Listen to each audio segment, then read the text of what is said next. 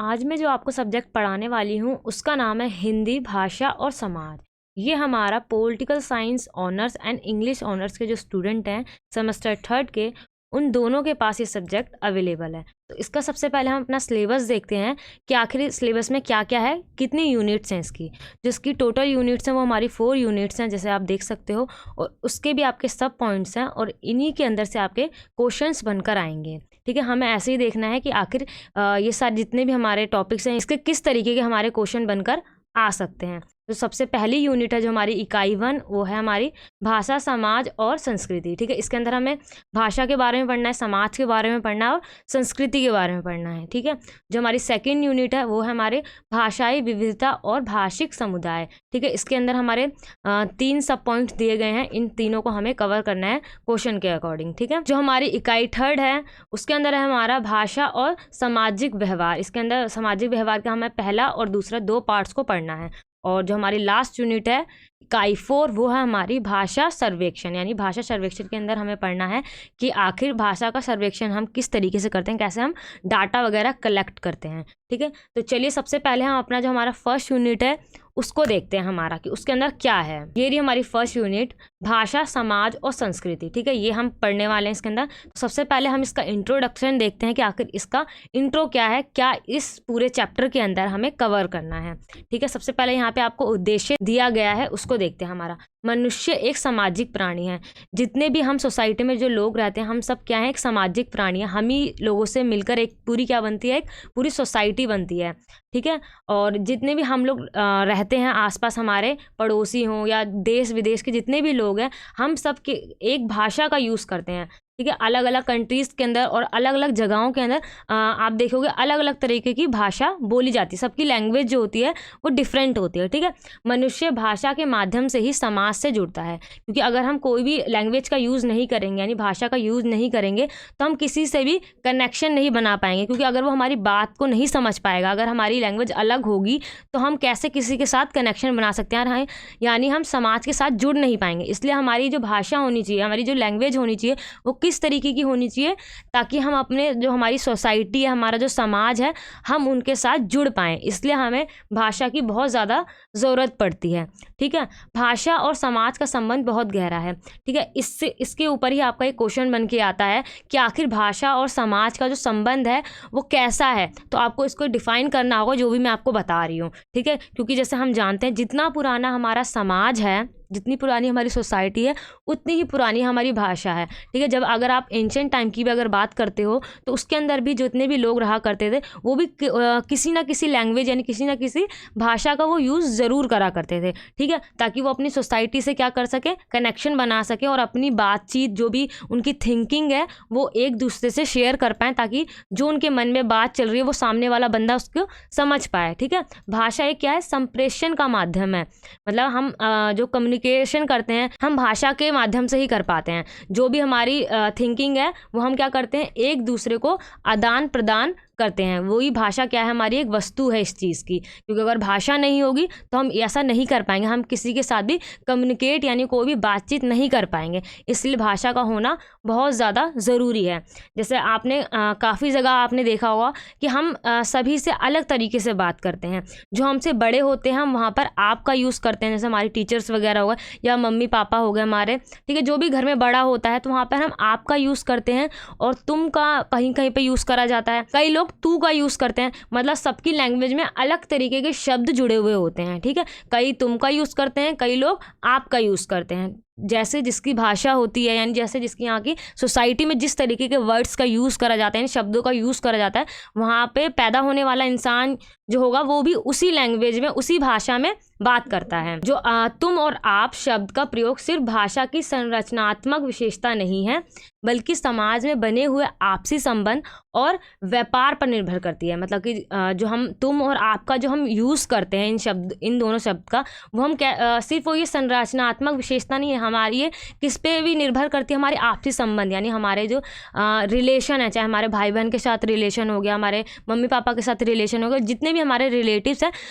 अगर वो हमसे बड़े हैं तो वहाँ पे हम आपका यूज़ करेंगे। और कई फैमिलीज़ में ऐसा देखा जाता है, अगर वो छोटे भी हैं वहाँ पे आपका यूज़ करा जाता है वहाँ पे भी। और अगर हम कहीं जॉब करने जाते हैं, यानी अगर हम व्यापार की बात करें, कहीं पे हम जॉब करें, कोई बिजनेस है, जितने भी हमारे क्लाइंट्स होंगे, जो भी होगा, हम उनसे हमेशा आप करके बात करेंगे। हम कभी भी उनसे तू करके बात नहीं कर सकते, वो बहुत ज़्यादा ऑकवर्ड लगेगा, अजीब सा लगेगा, है ना।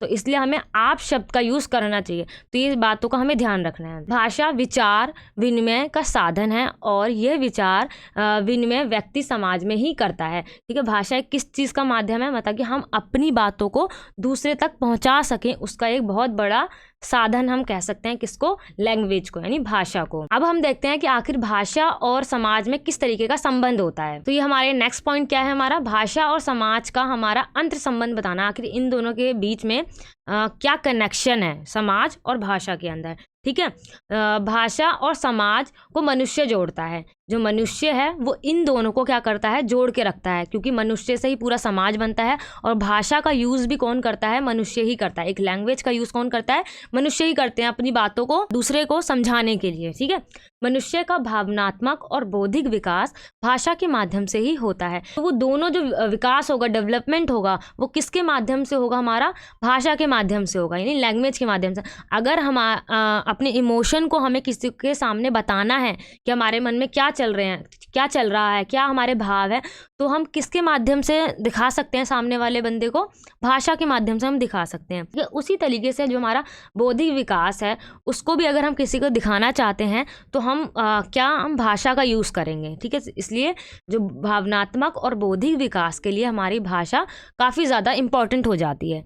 ठीक है, भाषा का अपना एक समाज होता है, क्योंकि आप देखो हर समाज के अंदर, हर सोसाइटी के अंदर अलग तरीके की जो भाषा का यूज़ करा जाता है। ठीक है, जैसे कि अगर आप बिहार में चले जाओगे तो बिहार में बिहारी यूज़ करी जाती है, वो भी अलग अलग टाइप की, मैथिली अलग अलग तरीके की, है ना। इसी तरीके से आप अगर फॉरेनर या अलग कंट्रीज़ में जाते हो तो वहाँ पे इंग्लिश का यूज़ होता है। इसलिए हर समाज की जो भाषा होती है वो क्या होती है, अलग होती है, यानी वो उनकी अपनी भाषा होती है। ठीक है, और उसी के ज़रिए वो क्या करता है, अपनी बातों को सामने वाले बंदे को समझा पाता है। भाषा इस बात पर निर्भर करती है कि मनुष्य किस परिवेश में रहकर भाषा सीखता है। ठीक है, ये बहुत इंपॉर्टेंट पॉइंट है। अगर जैसे कि आप देखोगे बाहर के जितने भी बच्चे होते हैं, उनके यहाँ घर में शुरू से क्या इंग्लिश बोली जाती है, इसलिए उनको शुरू से इंग्लिश अच्छी तरीके से आती है। लेकिन हमारी जो मदर टंग होती है, अगर किसी घर में हिंदी बोली जाती है तो उनको हिंदी अच्छे से आती है, किसी के यहाँ बंगाली भाषा बोली जाती है तो उन्हें वो भाषा अच्छी से आएगी, गुजराती बोली जाती है तो उन्हें गुजराती अच्छे से आएगी। यानी उनका जो इन्वायरमेंट है, यानी जो उनका जो परिवेश, उनका जिस समाज, जिस फैमिली में जिस तरीके से होगा, उनको उसी भाषा पर ज़्यादा पकड़ होगी, वही भाषा उनको अच्छी तरीके से समझ भी आएगी और वो उसको अच्छी तरीके से बोल भी पाएंगे। ठीक है, इस बात पर बहुत ज़्यादा निर्भर करती है कि आखिर हम किस परिवेश, यानी किस फैमिली या किस इन्वायरमेंट में रहते हैं, उसी पे हमारी पूरी भाषा जो है वो निर्भर करती है। ठीक है, भाषा की संरचना के आधार पर उसके समाज का अनुमान लगाया जा सकता है। अगर हम किसी बंदे की अगर हम भाषा देख रहे हैं, किस टाइप, अगर वो गुजराती बोल रहा है तो हम कहेंगे हाँ ये गुजराती सोसाइटी से बिलोंग करता है। यानी हम क्या भाषा के उससे हम क्या कर सकते हैं, उसकी सोसाइटी का पता लगा सकते हैं, यानी उसके हम समाज का अनुमान लगा सकते हैं। सोसाइटी क्या है उसकी भाषा से हम पता लगा सकते हैं। ठीक है, अगर कोई असामी यूज़ कर रहा है तो वो असामी सोसाइटी का, यानी हम उसकी भाषा से उसकी सोसाइटी का अच्छी तरीके से हम पता लगा सकते हैं। यानी इन दोनों का कनेक्शन काफ़ी गहरा है, हम कह सकते हैं भाषा और समाज का। भाषा ना तो आकस्मिक वस्तु है और ना ही खानदानी या व्यक्तिगत संपत्ति है। मानी इसका मतलब यही है हमारा कि जो भाषा है वो सभी के लिए है, एक बराबर है, यानी उसको कोई हम ये नहीं कह सकते हमारी इंडिविजुअल, हम कह सकते हैं संपत्ति नहीं है, प्रॉपर्टी नहीं है हमारी। ठीक है, एक खानदान या एक व्यक्ति के लिए नहीं हो सकती है। जिस सोसाइटी में हम रह रहे हैं, अगर वो जो भाषा वहाँ पर बोली जा रही है, जिन शब्दों का वहाँ पर यूज़ करा जा रहा है सोसाइटी के अंदर पूरी, तो हम भी वही भाषा बोलेंगे, वही शब्दों का यूज़ करेंगे। यानी उस पर किसी भी एक बंदे या एक व्यक्ति का हम कह सकते हैं प्रभुत्व नहीं हो सकता है। ठीक है, सभी की वो संपत्ति है, एक व्यक्तिगत संपत्ति नहीं है ये हमारी। ठीक है, इसी बात पर जो रामविलास शर्मा हैं, उन्होंने अपनी एक पुस्तक लिखी जिसका नाम ही यही था, भाषा और समाज, जो हम पढ़ रहे हैं। उन्होंने इस पुस्तक के अंदर क्या बताया, उन्होंने बताया भाषा समाज की संपत्ति है। जो भाषा है हमारी, जो लैंग्वेज है, वो पूरे समाज की संपत्ति है, ना कि एक इंडिविजुअल पर्सन की संपत्ति है। वर्ग संघर्ष और वर्ग प्रभुत्व के चंगुल से ये मुक्त नहीं रह पाती है। यानी उस पर सभी पूरे वर्ग का उसके ऊपर प्रभुत्व रहता है, एक अकेले बंदे का उस पर प्रभुत्व नहीं रहता, उस पर पूरा वर्ग यानी एक पूरी सोसाइटी का उसके ऊपर आप कह सकते हो प्रभुत्व, यानी आप कह सकते हो उसका दबदबा रहता है, वो उसका यूज करता है पूरी सोसाइटी। भाषा के कारण श्रम विभाजन और उसके साथ समग्र समाज की कार्यशीलता संभव होती है। समाजी विकास के संदर्भ में ही भाषा के विकास का अध्ययन संभव है। यानी अगर हम देखेंगे तो भाषा की वजह से हमारा श्रम विभाजन भी हो पाता है। श्रम विभाजन कैसे, जैसे कि आजकल आप देखते होंगे कि जिस बंदे को ज़्यादा इंग्लिश आती है, हम तो मान बैठते हैं कि भाई वो बंदा बहुत ज़्यादा इंटेलिजेंट है, उससे इंटेलिजेंट बंदा हो ही नहीं सकता अगर उसे इंग्लिश आती है। तो ऐसा देखा भी जाता है हमारी सोसाइटी के अंदर, जिसको इंग्लिश आती है उसको यही समझा जाता है कि वो बंदा एकदम परफेक्ट है, और उसकी जो पोस्ट होगी कहीं पे भी अगर वो जॉब करता है तो वो पोस्ट हमेशा ऊंची रहेगी, क्योंकि हाई रहेगी, और उसकी जो सैलरी वगैरह रहेगी वो भी हाई रहेगी, है ना। जिसको सिर्फ हिंदी आती है, अपनी मदर टंग आती है, उसके मुकाबले में उसकी जो सैलरी वगैरह होगी या उसकी जो पोस्ट होगी वो हाई रहेगी। इसलिए क्या भाषा की वजह से क्या हो जाता है, श्रम विभाजन भी हो जाता है। ठीक है, सामाजिक विकास के संदर्भ में ही भाषा के विकास का अध्ययन संभव है। जब समाज का जैसे जैसे डेवलपमेंट होगा वैसे वैसे क्या होगा, भाषा का भी विकास होता चला जाएगा। ठीक है, मनुष्य भाषा को समाज से अनुकरण कर अर्जित करता है। जो मनुष्य है, जो मानव है, वो भाषा को कहाँ से सीखता है, अनुकरण यानी कहाँ से सीखता है उस चीज़ को, वो अपनी सोसाइटी से ही तो सीखता है, अपने समाज से ही तो सीखता है। जैसे हम दिल्ली में पैदा हुए हैं तो वहाँ पे सभी लोग हिंदी का यूज़ करते हैं, थोड़ी बहुत इंग्लिश भी यूज़ कर लेते हैं, तो हमें थोड़ी हिंदी थोड़ी इंग्लिश दोनों चीज़ आती है। अगर कोई बाहर की कंट्री में होता है, रशिया में होगा तो उसको रशियन लैंग्वेज आएगी, जापान में होगा तो उसको जापानीज़ लैंग्वेज आएगी, चाइना में होगा तो उसको चाइनीज़ लैंग्वेज आएगी, है ना। और जैसे ब्रिटेन वगैरह में होगा तो उन्हें इंग्लिश लैंग्वेज आएगी।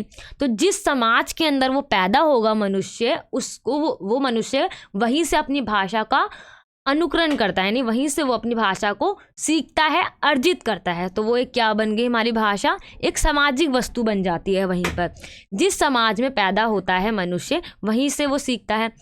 जैसे यहाँ पे आपको एग्जाम्पल दे रखा है, जन्म के पश्चात किसी बच्चे का पालन पोषण जिस भाषाई समाज में होगा वह उसी समाज की भाषा से प्रभावित होगा।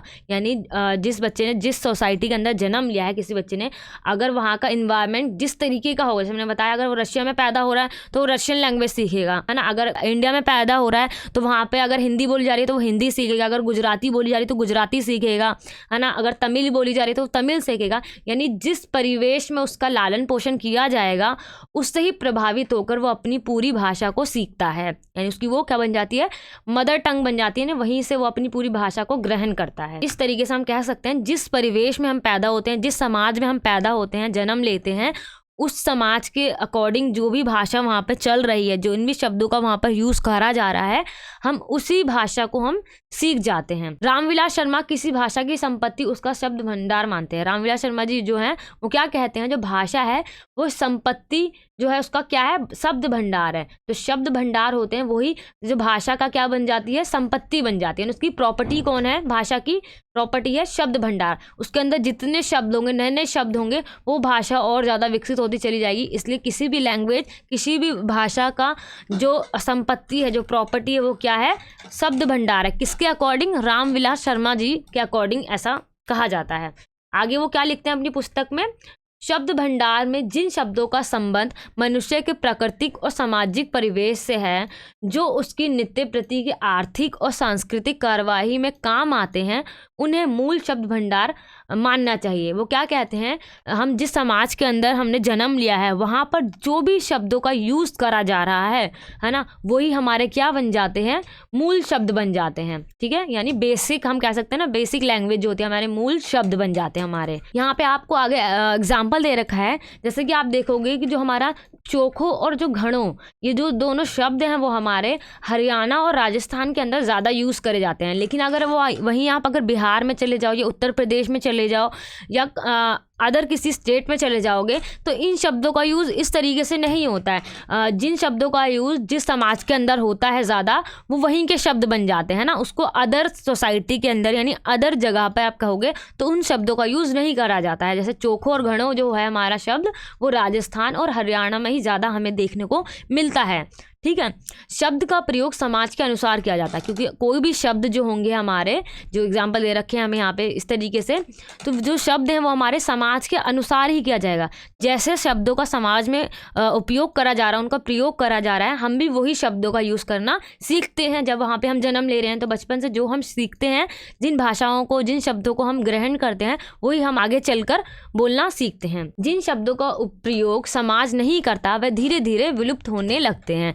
जैसे आप देखो एंशिएंट टाइम में जिन शब्दों का यूज़ करा जाता था, जैसी भाषा का यूज़ करा जाता था, जैसे जैसे वो धीरे धीरे सोसाइटी यानी समाज जो डेवलप्ड होता चला गया, तो धीरे धीरे क्या होगा, विलुप्त यानी वो ख़त्म होते चले गए, आप कह सकते हो, है ना। क्योंकि अब आप देखोगे जैसे हिंदी, आप कह सकते हो कि हिंदी अब लोग बहुत कम यूज़ करने लगे हैं। अब इंग्लिश का प्रभुत्व जो है वो बढ़ता जा रहा है, तो अब लोग जो है इंग्लिश को ज़्यादा सीख रहे हैं, अदर लैंग्वेज को सीखना ज़्यादा पसंद कर रहे हैं। तो ऐसे हम कह सकते हैं कि आगे चल के धीरे धीरे हिंदी भी शायद विलुप्त हो सकती है ना। तो ऐसी जिन शब्दों का अगर हमें यूज़ नहीं करते हैं समाज के अंदर या सोसाइटी के अंदर, तो वो जो शब्द हैं वो क्या हो जाएंगे, धीरे धीरे विलुप्त होते चले जाएंगे। जैसे यहाँ पे आपको कुछ एग्जाम्पल दे रखे हैं जो बहुत पुराने समय में यूज़ करे जाते थे, वो शब्द जो धीरे धीरे क्या है वो पूरी तरीके से विलुप्त हो गए, यानी अब उनका यूज़, जो उनका प्रयोग है, अब कोई भी नहीं करता है सोसाइटी के अंदर। जैसे यहाँ पे दे रखा है डिबरी, किवाड़, रहट, नून, बहंगी, खाट, इस तरीके के जो शब्द आपको दे रखे हैं, है ना। तो इन शब्दों का आप कोई भी यूज़ नहीं करता है, वो क्या हो चुके हैं, पूरी तरीके से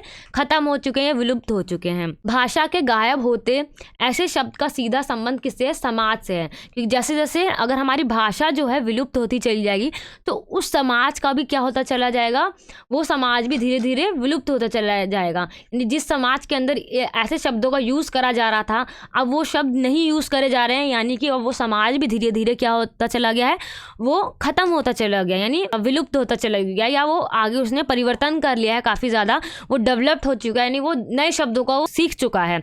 समाज में होने वाले परिवर्तन का सीधा असर भाषा पर पड़ता है। अगर समाज के अंदर, सोसाइटी के अंदर कोई भी चेंज आता है, यानी कोई भी परिवर्तन आता है, तो उसका जो सीधा जो असर पड़ता है, जो इम्पैक्ट पड़ता है हमारा, डायरेक्ट किस पे पड़ता है, भाषा पे पड़ता है। ठीक है। सामाजिक परिवर्तन के साथ साथ भाषा में भी परिवर्तन होता है। समाज के अंदर जितने परिवर्तन आते चले जाते हैं, टेक्नोलॉजी आती चली जा रही है, जैसे कि आज हम देखते हैं, तो उस तरीके से जो हमारी भाषा भी है, जो वो डेवलप्ड होती चली जाती है, यानी वो चेंज होती रहती है, यानी परिवर्तन उसके अंदर भी होना स्टार्ट हो जाता है। आगे यहाँ पे रामदरस राय यहाँ पे क्या कहते हैं, भाषा विज्ञान और हिंदी नामक पुस्तक में उन्होंने क्या लिखा, ये इनकी पुस्तक का नाम है, वो क्या लिखते हैं, तात्विक दृष्टि से भाषा अर्थवान सामाजिक वस्तु है। जब भी सामाजिक परिवर्तन होते हैं, भाषाई अर्थ परिवर्तन भी लक्षित होने लगते हैं। यानी वो कहते हैं कि जैसे समाज के अंदर कोई भी परिवर्तन होता है, तो उससे क्या होता है, जो भाषा का जो अर्थ है उसके अंदर भी हम देखते हैं कुछ कुछ चेंजेस हमें देखने को मिलते हैं। समाज में घटित रीति रिवाज, आचार विचार, युद्ध, शांति और राजनीतिक परिवर्तन भाषा को स्वानुरूप कर लेता है। यानी क्या कर लेता है, अगर समाज के अंदर ये सारी चीज़, घटनाएं जो है बदल रही हैं, उसके अंदर चेंजेस आ रहे हैं, राजनीतिक परिवर्तन या रीति रिवाज, आचार विचार, इन सब के अंदर अगर चेंजेस आ रहे हैं, तो उससे क्या होगा, हमारी जो भाषा में भी खूब परिवर्तन हमें देखने को मिलेगा। ऐसा कौन कहते हैं, रामदरस राय जी अपनी पुस्तक में बताते हैं। यहाँ पे इनकी पुस्तक का नाम दे रखा है। हिंदी भाषा में, जैसे कि हम इंडिया में रहते हो, तो हमारी हिंदी भाषा में क्या है, अगर हमारे जो रिलेटिव्स हैं, जैसे कि हमारे चाचा चाची, मामा मामी, मौसी मौसा, है ना, फूफा बुआ, ये सारे शब्द हम यूज़ करते हैं अपने जितने भी हमारे रिलेटिव होते हैं।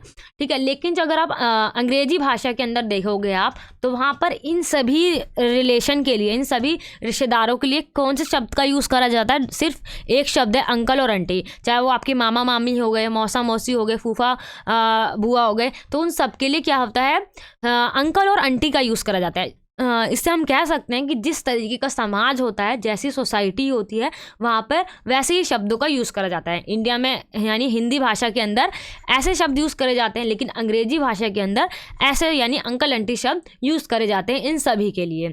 भाषा में यह अंतर समाज के कारण ही है। यानी जो भाषा के अंदर हम ये डिफरेंस जो देख रहे हैं कि हिंदी भाषा में ये सारे वर्ड यूज़ करे जाते हैं, लेकिन अंग्रेजी भाषा में सिर्फ इन्हीं सब के लिए सिर्फ एक शब्द है, अंकल और आंटी। तो ये सब जो मेन डिफरेंस जो है वो किसकी वजह से है, वो समाज की वजह से है। वहाँ की जो सोसाइटी है, वहाँ का जो समाज है जिस तरीके से है, उसी तरीके से वहाँ पर जो लोग अगर जन्म लेते हैं तो वो भी इन्हीं शब्दों का यूज़ करते हैं और उस चीज़ को वो आगे बढ़ाते हैं। अब आगे हमारा क्या है यहाँ पर पॉइंट, भाषा व्यवस्था और भाषा व्यवहार। इसके ऊपर भी आपका एक क्वेश्चन बनकर आ सकता है कि आखिर भाषा व्यवस्था और भाषा व्यवहार में क्या डिफरेंस है, यानी उन दोनों में क्या अंतर है। ठीक है, सबसे पहले यहाँ पे दे रखा है आपको व्यवस्था। व्यवस्था का मतलब क्या होता है, एक डिसिप्लिन से कोई भी चीज़ को यूज़ करना, यानी वहाँ पे डिसिप्लिन बना रहना। ठीक है, भाषा के अंदर किस तरीके से हम व्यवस्था कर सकते हैं वो बताना है आपको।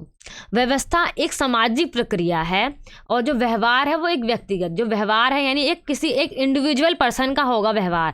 ठीक है, और जो व्यवस्था है पूरे एक समाज की व्यवस्था, यानी पूरी सामाजिक प्रक्रिया होगी हमारी। और जो व्यवस्था है उसके अंदर दीर्घकालिक परिस्थितियों की निर्मित होती है, यानी उसके अंदर कोई भी जो परिवर्तन आएगा, चेंज आएगा, वो जो होगी हमारी काफ़ी दीर्घकालिक होगी, यानी काफ़ी लंबे प्रोसेस के बाद कोई भी परिवर्तन उसके अंदर देखने को मिलता है।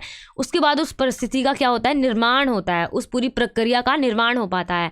व्यवहार में ऐसा नहीं है। व्यवहार में क्या होता है, क्षण भर में हम देख सकते हैं जो है परिवर्तन होता रहता है व्यवहार के अंदर। ठीक है, भाषा एक व्यवस्था से निर्मित होकर व्यवहार की निर्मिति में आकर भाषाई आदान प्रदान का उपक्रम बनती है। पहले क्या बनती है, वो पहले एक भाषा व्यवस्था बनती है, यानी पहले एक पूरे अच्छी तरीके से उसकी प्रक्रिया बनाई जाती है। उसके बाद वो निर्मित होने के बाद, व्यवस्था निर्मित होने के बाद वो एक इंडिविजुअल यानी व्यवहार के रूप में जाती है एक इंडिविजुअल पर्सन के पास। फिर वो उसके अकॉर्डिंग जैसे उसको सही लगता है फिर वो उसको यूज़ करता है भाषा का, और उसका फिर आदान प्रदान वो करना शुरू करता है। भाषा के माध्यम से ही मनुष्य सामाजिक बनता है। ठीक है, हाँ, अगर हम भाषा का यूज़ नहीं करेंगे तो हम एक सामाजिक मनुष्य नहीं बन पाएंगे। इसलिए अगर हम सामाजिक मनुष्य बनना चाहते हैं तो हमें वहाँ की लैंग्वेज, वहाँ की भाषा हमें आना ज़रूरी है। भावों के आदान प्रदान को व्यवस्थित करने के लिए भाषा को व्यवस्थित करता है, यानी अगर हमें अपनी भाव जो है, हमारी इमोशन जो है, उसका आदान प्रदान करना है तो उसके लिए हमें क्या करना पड़ेगा, हमें एक व्यवस्थित भाषा को यूज़ करना पड़ेगा। व्यवस्थित हम कैसे कर सकते हैं, जैसे कि हिंदी के अंदर जो हम व्याकरण पढ़ते हैं ना, जैसे कि हम संधि, समास, अलंकार, ये सारे छंद वगैरह जो होते हैं वो क्या करते हैं, पूरी भाषा को व्यवस्थित करते हैं, यानी उसको एक डिसिप्लिन, एक रूल के साथ, एक रेगुलेशन के साथ उसको साथ लाते हैं कि हम एक शब्द या एक भाषा को हम किस तरीके से हम यूज़ कर सकते हैं। जैसे इंग्लिश के अंदर आप टेंसेस, वर्ब वगैरह पढ़ते हैं, ऐसे हिंदी के अंदर आप संज्ञा, सर्वनाम, विशेषण, क्रिया, ये सारी चीज़ हम व्याकरण के अंदर पढ़ते हैं। तो इसके वजह से ही क्या बनता है, हमारी पूरी भाषा जो है पूरी तरीके से व्यवस्थित हो पाती है कि हमें कौन से शब्दों का किस तरीके से हम उसका यूज़ कर सकते हैं। भाषा व्यवस्था और भाषा व्यवहार एक दूसरे से जुड़कर समाज को प्रगति की ओर ले जाने का कार्य करता है। जो भाषा व्यवस्था और जो भाषा व्यवहार है, दोनों ही क्या करती हैं, एक दूसरे से जुड़कर क्या करती है, पूरी सोसाइटी का प्रगति करती है, यानी उसको डेवलपमेंट करती हैं अगर ये दोनों एक साथ में जुड़ जाती हैं। भाषा को व्यवस्थित करने वाला शास्त्र जो है वो क्या कहलाता है, हमारा व्याकरण। क्योंकि अगर हमें भाषा को व्यवस्थित करना है तो उसके लिए हमें व्याकरण आना बहुत ज़रूरी है। जो हम व्याकरण जो आपने लोगों ने पढ़ी होगी 12th तक, है ना, तो वो सारी व्याकरण हमें अगर अच्छी तरीके से आएगी तो हम क्या कर सकते हैं, भाषा को व्यवस्थित कर सकते हैं। तो व्याकरण क्या काम करती है, भाषा को व्यवस्थित करने का पूरा काम करती है। भाषा अभिव्यक्ति के लिए भाषा को व्यवस्थित करना आवश्यक हो जाता है। ठीक है, अगर हम भाषा को अभिव्यक्त यानी उसको बोल रहे हैं, हम अपने जो विचार हैं हम किसी के सामने रख रहे हैं, अभिव्यक्त कर रहे हैं, यानी अपने विचारों को बोल रहे हैं मुख से, तो उसके लिए हमें क्या आना चाहिए, व्यवस्थित। भाषा को व्यवस्थित करना हमारे लिए बहुत ज़्यादा ज़रूरी हो जाता है। ये आगे हमारा क्या है, भाषा व्यवस्था का सीधा संबंध भाषा की संरचना से, यानी उसके पूरे स्ट्रक्चर से है। किस तरीके का उसका स्ट्रक्चर होगा भाषा व्यवस्था, यानी उसको जो हम व्याकरण पढ़ेंगे। लेकिन जो भाषा जो हमारी व्यवहार है, जो एक इंडिविजुअल जो पर्सन है उसका जिस तरीके से यूज़ करेगा, उसके अंदर उसकी संरचनात्मक यानी उसका स्ट्रक्चर तो आएगा ही आएगा, उसका स्वरूप तो आएगा ही, साथ ही उसको औचित्य से भी, यानी उसका महत्वपूर्ण, उसको किस तरीके से वो क्रिएटिविटी तरीके से उसको यूज़ करेगा, ये भी इसके साथ साथ में जुड़ जाएगा। भाषा व्यवस्था व्याकरण सम्मत हो सकती है, साथ ही लोक सम्मत भी। भाषा व्यवहार व्याकरण सम्मत नहीं है लेकिन लोक सम्मत हो सकता है, ये अनिवार्य है। जो हमारी भाषा व्यवहार है वो हमारे उसके अंदर व्याकरण का यूज़ हो या ना हो ये ज़्यादा ज़रूरी नहीं है, लेकिन वो लोक सम्मत यानी जो बंदा है, एक इंडिविजुअल पर्सन है, वो किस तरीके से उसको यूज़ करेगा ये होना ज़्यादा अनिवार्य हो जाएगा। लेकिन भाषा व्यवस्था के अंदर ऐसा ऐसा नहीं है, उसके अंदर लोक समेत भी होगा और उसके अंदर व्याकरण, दोनों चीज अनिवार्य है। ठीक है, तो इस तरीके से जो ये हमारा था भाषा और जो हमारे समाज के अंदर क्या संबंध है वो हमने यहाँ पे क्लियर कर लिया, इसको हमने अच्छी तरीके से डिस्कस कर लिया। ठीक है, अब हम देखते हैं आखिर हमारा नेक्स्ट पॉइंट क्या है। नेक्स्ट पॉइंट है हमारा भाषा और समाज शास्त्र। इसके अंदर क्या आएगा, हमारा समाज की संरचना, उसकी प्रकृति तथा उसका स्वभाव को समझने के लिए जो भाषा का विज्ञान, जिसके अंदर विज्ञान जुड़ जाता है, उसके सिद्धांत जुड़ जाते हैं, उसका प्रयोग किस तरीके से किया जाएगा, वही भाषा हमारी क्या बन जाती है, भाषा का समाज शास्त्र बन जाता है। ठीक है, जिसके अंदर हमारा विज्ञान जुड़ जाता है वो हमारा भाषा का समाज शास्त्र बन जाता है। ठीक है, समाज में कई स्तरों पर भाषा में बदलाव निरंतर होता रहता है, मतलब कि समाज के अंदर, सोसाइटी के अंदर अलग अलग स्तरों पर भाषा के अंदर काफ़ी ज़्यादा चेंज हमें देखने को लगातार मिलता है। फिशमैन ने अपनी पुस्तक में क्या कहा है, advance in the sociology of language में सामाजिक बदलाव के लिए रोल, रिलेशन तथा डोमेन के आपसी संबंधों को माना है। यानी ये पुस्तक का नाम है, उन्होंने इसके अंदर बताया है समाजिक बदलाव, यानी समाज के अंदर जो चेंजेस आ रहे हैं उसके लिए रोल, रिलेशन तथा डोमेन के आपसी संबंधों को उन्होंने इस तरीके से बताया अपनी पुस्तक के अंदर। जितने भी यहाँ पे हमारे ये विद्वान बताए गए हैं, जो हमारे भाषा के समाजशास्त्र के विद्वान हैं, ठीक है, उन्होंने क्या बताया है, इन विद्वानों ने अपने अपने स्तर पर भाषा और समाज के अंतर संबंध, यानी भाषा और समाज में जो संबंध होता है उसमें भाषा व्यवस्था और भाषा व्यवहार तथा समाज भाषा विज्ञान को आधार बनाकर भाषा के समाज शास्त्र को एक व्यवस्थित रूप देने का प्रयास किया है। ठीक है, जितने भी विद्वान रहे हैं हमारे भाषा समाज शास्त्र के, उन्होंने क्या करा है, जो हमारा भाषा का समाज में जो संबंध है, अंतर संबंध है वो, और हमारा भाषा व्यवस्था व्यवहार और क्या समाज भाषा विज्ञान, इन सभी को आधार बनाकर उन्होंने क्या करा, भाषा का जो समाज शास्त्र है उसको व्यवस्थित करने के लिए उन्होंने इन सभी को एक आधार बना के इसका पूरा प्रयोग करा है, उसका पूरा प्रयास करा है उन्होंने। ठीक है, आगे यहाँ पे जो फ्रांस के एक दार्शनिक हैं अगस्त कॉम्टे, उन्होंने अपनी सोशियोलॉजी के अंदर क्या बताया है,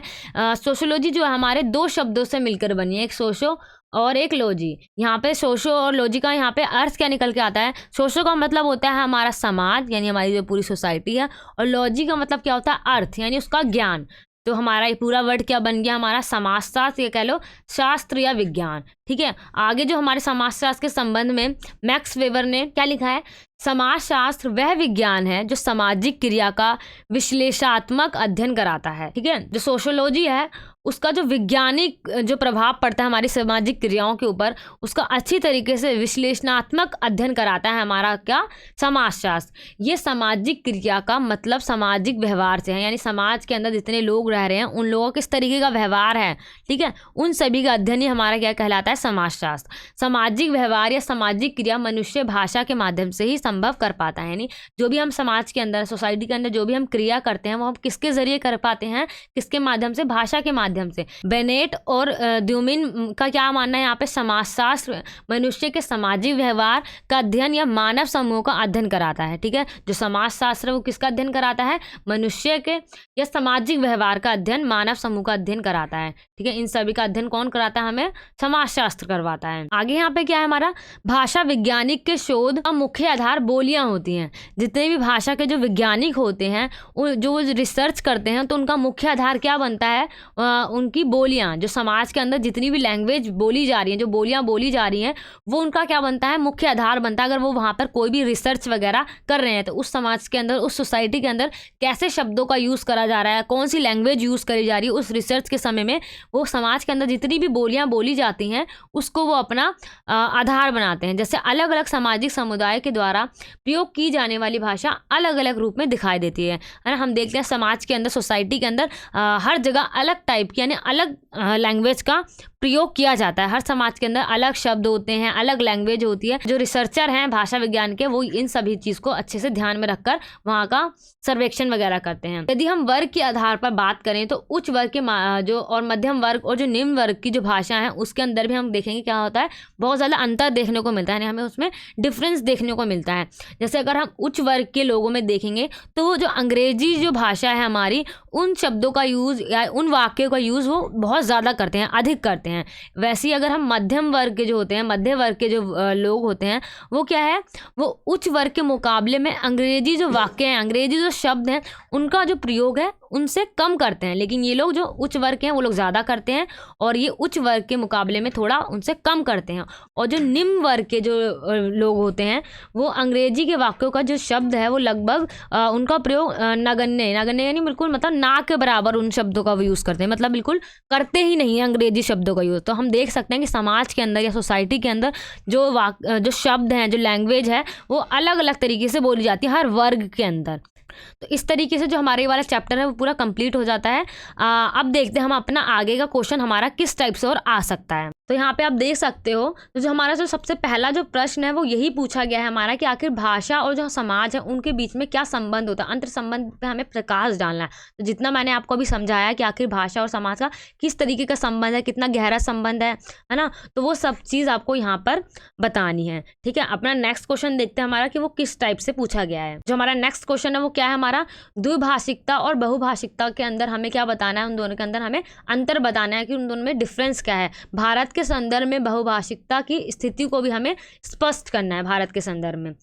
सबसे पहले इन दोनों शब्दों का हम मतलब समझते हैं कि आखिर द्विभाषिकता और जो बहुभाषिकता है उन दोनों शब्द का मतलब क्या है, उन दोनों का अर्थ क्या है।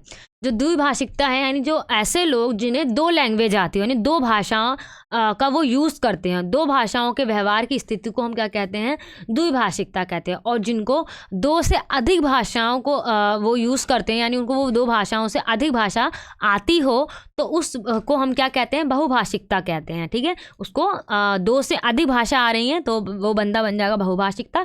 अगर उसको दो भाषाएं आ रही हैं, यानी दो लैंग्वेज उसको आती हैं अच्छी तरीके से, वो बंदा द्विभाषिक बन जाएगा। द्विभाषिक और जो हमारा बहुभाषिक है उन दोनों को हमने दो स्तर पर डिवाइड कर रखा है। सबसे पहले हमारा है व्यक्तिगत स्तर पर और दूसरा है हमारा सामाजिक स्तर पर। जो व्यक्तिगत स्तर है यानी एक इंडिविजुअल की यहाँ पे बात होगी, यानी एक बंदे की बात होगी कि एक बंदे को क्या अगर द्विभाषिकता आ रही है, जो बहुभाषिकता जो भाषा है वो किस तरीके से आ सकती है। जैसे कि अगर सोसाइटी में क्या होगा, अगर वो गुजराती है तो उसको स्कूल में हिंदी भी सिखाई जाएगी, गुजराती भी सिखाई जाएगी। तो गुजराती उसकी मदर टंग होगी और हिंदी वो जो स्कूल में या विद्यालय में जाकर जो सीख रहा है, तो इस तरीके से उसको दो भाषा आ सकती है। अगर वो कहीं काम करने जा रहा है तो इस तरीके से उसको दो से अधिक भाषा भी आ जाएगी, उसको अंग्रेजी भी आ जाएगी, उसको हिंदी भी आ जाएगी, और जो उसके घर में जो उसके फैमिली के अंदर जो भाषा बोली जाती है उसको वो वाली भाषा भी आ जाएगी। तो इस तरीके से जो एक इंडिविजुअल व्यक्ति यानी एक जो पर्सन है वो बहुभाषिक भी हो सकता है और द्विभाषिक भी हो सकता है। और सामाजिक स्तर पर हम देखें जो समाज के अंदर क्या है, हम देखते हैं कि अलग अलग तरीके की अलग अलग टाइप्स की जो है समाज के अंदर भाषा को यूज़ करा जाता है। अलग तरीके की भाषा होती है समाज के अंदर, हमारे हिंदी भाषा भी बोली जाती है, अंग्रेजी भाषा भी बोली जाती है, मराठी भाषा भी बोली जाती है, गुजराती भी बोली जाती है। ये पूरे समाज के अंदर हर सोसाइटी के अंदर जो है अलग अलग भाषाओं का यूज़ करा जाता है ना। इस वजह से भी जो है समाज के अंदर जो मनुष्य हैं उन लोगों को अलग अलग तरीके की जो भाषाएं हैं वो आ जाती हैं। प्रत्येक भाषा का एक निश्चित भौगोलिक क्षेत्र होता है, मतलब जो एक भाषा है एक निश्चित भौगोलिक क्षेत्र होता है। ठीक है, अगर आप असामी ले लो, गुजराती ले लो, बंगाली ले लो, तो मतलब अगर जो असामी है जहाँ तक असम है हमारा, उसका एक भौगोलिक क्षेत्र बन गया हमारा। ठीक है, वहीं तक असामी बोली जाएगी। तमिल ले लो, एक तमिल साउथ में बोली जाएगी। गुजरात ले लो तो गुजरात में बोली जाएगी। उसका एक पूरा क्या बन गया, एक भौगोलिक क्षेत्र बन गया है। ठीक है, परीक्षण करने के लिए हमें उसी क्षेत्र में जाकर देखना होगा। अगर हम वहाँ का परीक्षण कर रहे हैं कि वहाँ पर जो लोग हैं कौन सी भाषा का यूज़ कर रहे हैं, कितनी भाषाओं का यूज़ कर रहे हैं, कैसे लोग हैं, वो द्विभाषिक लोग हैं कि बहुभाषिक लोग हैं, तो उसके लिए अगर हमें परीक्षण करना है तो हमें क्या करना होगा, वहाँ के क्षेत्र में जाना होगा, है ना। क्यों, अगर हम ऐसे क्षेत्र में चले जाएंगे, अगर हमें भोजपुरी देखनी है कि वहाँ पे कितने लोग भोजपुरी आती है वहाँ के लोगों को, तो हम वहाँ पे मुंबई या कलकत्ता में जाके उसको चेक नहीं करेंगे, परीक्षण नहीं करेंगे कि वहाँ के लोग कैसे बोल रहे हैं। हमें उसके लिए क्या है, जहाँ पे मूल भोजपुरी बोली जाती है, हमें बिहार जाना पड़ेगा, जब जाकर वहाँ पे हमें उसका परीक्षण करना होगा किस तरीके से वो लोग बोलते हैं। तो अगर हमें सर्वेक्षण करना है या परीक्षण करना है तो जहाँ पे जिस तरीके की सोसाइटी में जो भाषा का यूज़ करा जाता है, हमें उसी सोसाइटी में जाकर चेक करना होगा उसको द्विभाषिक या बहुभाषिक है, किस तरीके की वहाँ के वो लोग लैंग्वेज यूज़ करते हैं। अब आगे हमारा पॉइंट है द्विभाषिकता और जो हमारी बहुभाषिकता है उसका वर्तमान का परिप्रेक्ष्य बताना है कि वर्तमान में किस तरीके के हैं। मानव सभ्यता के विकास के साथ साथ यातायात के साधनों में निरंतर वृद्धि हुई है। जैसे जैसे हमारी सोसाइटी यानी मानव सभ्यता जो सिविलाइजेशन है हमारे, उनका डेवलपमेंट हुआ है, उसी तरीके से जो हमारे यातायात यातायात के जितने भी साधन हैं उनके अंदर भी लगातार क्या हुआ है, डेवलपमेंट यानी उसके अंदर भी वृद्धि हुई है, जिस वजह से लोग जो हैं या समुदाय जो हैं एक जगह से दूसरी जगह पे जाते हैं, है ना। भिन्न भिन्न भाषा समुदाय के लोग एक जगह से दूसरी जगह पे जाते हैं, वहाँ पे जिस तरीके की भाषा का यूज़ हो रहा है, जैसे वहाँ पे लोग जिस लैंग्वेज का यूज़ कर रहे हैं उसी भाषा को वो सीख भी जाते हैं, ठीक है। आज कोई भी ऐसा समाज मिलना कठिन है जहाँ पर द्विभाषिक और बहुभाषिक ना पाई जाती हो, मतलब कि हर बंदे को एक या एक से ज़्यादा लैंग्वेज आती ही आती है, मतलब कि वो द्विभाषिक तो होगा या कई ऐसे लोग हमें मिलेंगे जो बहुभाषिक भी होंगे, उनको गुजराती भी आती होगी, हिंदी भी आती होगी, अंग्रेजी भी आती होगी, है ना, और भी कोई अदर लैंग्वेज भी आ सकती है आज के समाज के अंदर हम देखते हैं तो, क्योंकि सभी लोग क्या हैं एक जगह से दूसरी जगह जाते हैं, अपने विचारों का आदान प्रदान करते हैं और वहाँ पे उस सोसाइटी के अंदर जिस भाषा का यूज़ हो रहा है इस वजह से वहाँ की सोसाइटी के अकॉर्डिंग वहाँ की भाषा को वो लोग भी सीख लेते हैं। इसलिए सभी बंदे यानी सभी मनुष्य जो हैं आज के समय में द्विभाषिक भी हैं और बहुभाषिक भी हैं। अब हमें बताना है जो भारत के संदर्भ में जो बहुभाषिक की स्थिति किस तरीके की है। जैसे कि हम सभी जानते हैं भारत के अंदर अलग अलग जाति, अलग अलग धर्म के लोग रहते हैं और सभी की जो लैंग्वेज है वो थोड़ी थोड़ी अलग है, डिफरेंस है, और हर स्टेट के अंदर अलग अलग लैंग्वेज बोली जाती है। तो भारत जो है हमारा पूरा इंडिया जो है एक बहुभाषिक देश है, ठीक है। यहाँ पे हर तरीके की लैंग्वेज बोली जाती है। बहुभाषिकता के कुछ पाश्चात्य विद्वानों ने इसको बहुत ज़्यादा उन्होंने जहाँ पे बहुभाषिक लोग पाए जाते हैं वो उस समाज को उन्होंने क्या माना है, वेस्टर्न कंट्री के विद्वानों ने उस समाज को उन्होंने दुर्बल माना और उस समाज का एक दोष बताया है, ठीक है। आगे देखते हैं अपना 1971 की जो जनगणना हुई थी उसके अकॉर्डिंग ये देखा गया कि भारत के अंदर जो मातृभाषाएं हैं, जो मदर टंग है, उसकी संख्या कितनी है 1652। दुनिया भर के शायद ही किसी अधिक देश में इतनी अधिक मातृभाषाएं बोली जाती हों। भारत के अंदर इतनी ज़्यादा मातृभाषाएं बोली जाती हैं, मतलब सभी स्टेट के अंदर हर जाति हर धर्म के अंदर अलग अलग तरीके की भाषा का उपयोग करा जाता है। तो भारत के अंदर जो है सबसे अधिक मातृभाषाएं यानी यहाँ की जो पूरा भारत जो है बहुभाषिक देश है हमारा। संविधान के द्वारा जो हमारा इंडियन कॉन्स्टिट्यूशन है उसने 22 भाषाओं को क्या दिया है, मान्यता दी है भारत के अंदर, ठीक है। यही हमारे संविधान के हम कह सकते हैं एक बहुत बड़ा गुण कह लो ना। भारतीय संविधान के अनुसार हिंदी व अंग्रेजी दोनों ही क्या है हमारी राजभाषा है, कोई भी हमारी राष्ट्रभाषा नहीं है, सबको राजभाषा बताया गया है हमारी, चाहे वो हिंदी हो, अंग्रेजी हो, तमिल हो या कोई भी अदर हमारी लैंग्वेज जो है वो हमारी सब क्या है राजभाषा हमारी कहलाती हैं। भारत ने 1960 के दशक में त्रिभाषा सूत्र का परिवर्तन किया था कि हमारे यहाँ क्या देखा जाता है कि जो विद्यार्थी हैं, जो स्टूडेंट्स होते हैं वो क्या करते हैं, जो घर में जो उनकी मातृभाषा बोली जाती है वो तो उसको सीख ही जाते हैं, उसी तरीके से जब वो स्कूल जाते हैं या कॉलेज जाते हैं तो वहाँ पे जिस तरीके की भाषा होती है, जैसे हिंदी हो गई, अंग्रेजी हो गई, तो वहाँ पे जाके वो इन भाषाओं को भी क्या कर लेते हैं, ग्रहण कर लेते हैं, यानी उस चीज़ को भी वो सीख लेते हैं। अगर वहाँ पे हिंदी सिखाई जा रही है तो उनको हिंदी भी आ जाएगी, वहाँ पे अगर अंग्रेजी सिखाई जा रही है तो उनको अंग्रेजी भी आ जाएगी। तो इस तरीके से हम क्या कह सकते हैं, जो भारत है हमारा एक बहुभाषिकता वाला देश है और इसीलिए हम कह सकते हैं बहुभाषिकता को भारतीय समाज का नींव माना जा सकता है, क्योंकि हमारे संविधान ने भी कई भाषाओं को, मातृभाषाओं को क्या मिली है, मान्यता प्राप्त हुई है। इसलिए भारतीय समाज की जो नींव है हमारी क्या है, मातृभाषाएं जो है हमारी, यानी पूरा समाज जो है हमारा, भारत जो है हमारा पूरा एक बहुभाषिकता वाला हमारा देश माना जाता है। यहाँ पे अलग अलग लैंग्वेज का यूज करा जाता है। जो भारत की जो बहुभाषिकता है वो पश्चिमी देशों की बहुभाषिकता से बहुत अलग है। जो वेस्टर्न जो कंट्रीज है हमारी, वहाँ पे जो बहुभाषिकता है उनसे हमारी बहुभाषिकता अलग है। कैसे? पश्चिमी देशों में एक भाषा प्रमुख और दूसरी भाषा गौण होती है, यानी जो हमारी वेस्टर्न कंट्रीज हैं वहाँ पर जो एक भाषा जो है, सिर्फ एक ही भाषा को वहाँ पर ज़्यादा प्रमुख यानी इंपॉर्टेंस दी जाती है। बाकी जो अदर लैंग्वेज यानी जो दूसरी लैंग्वेज होती हैं उनको इतनी इंपॉर्टेंस नहीं दी जाती है। लेकिन भारत में ऐसा नहीं है, भारत के अंदर सभी भाषाओं को समान माना गया और सभी को प्रमुख माना गया है, ठीक है। चाहे वो तमिल हो गई, तेलुगु हो गई, मराठी हो गई, मलयालम हो गई, गुजराती हो गई, हिंदी हो गई, बंगला हो गई, हमारी सभी भाषाओं को क्या माना गया है, समान माना गया है। इसलिए हम कह सकते हैं जो हमारी बहुभाषिकता है वो हमारी पश्चिमी देशों से वो हमारी बहुभाषिकता अलग है, क्योंकि हमारे यहाँ जो है भाषा सभी भाषाओं को हमने समानता दी हमारे संविधान ने, ना कि किसी एक भाषा को हमने राष्ट्रभाषा नहीं बनाया, सभी को हमने समान माना है ना। यहाँ पे आपको एग्जाम्पल भी दिया गया है, जैसे कि अगर कोई व्यक्ति है वो घर में जो है उड़िया बोलता है, लेकिन जो विश्वविद्यालय के अंदर जाता है या बाजार में जाता है तो वहाँ पर वो अलग तरीके की लैंग्वेज बोलता है। यानी बाजार में अगर वो तेलुगु बोल रहा है, इसी तरीके से अगर वो विश्वविद्यालय में अंग्रेजी बोल रहा है, तो इस तरीके से वो 3 लैंग्वेज का यूज़ कर रहा है। जिस जगह पे वो जा रहा है वहाँ पे जिस तरीके की भाषा यूज़ यूज़ हो रही है, वहाँ पे जिस तरीके की भाषा का उपयोग करा जा रहा है,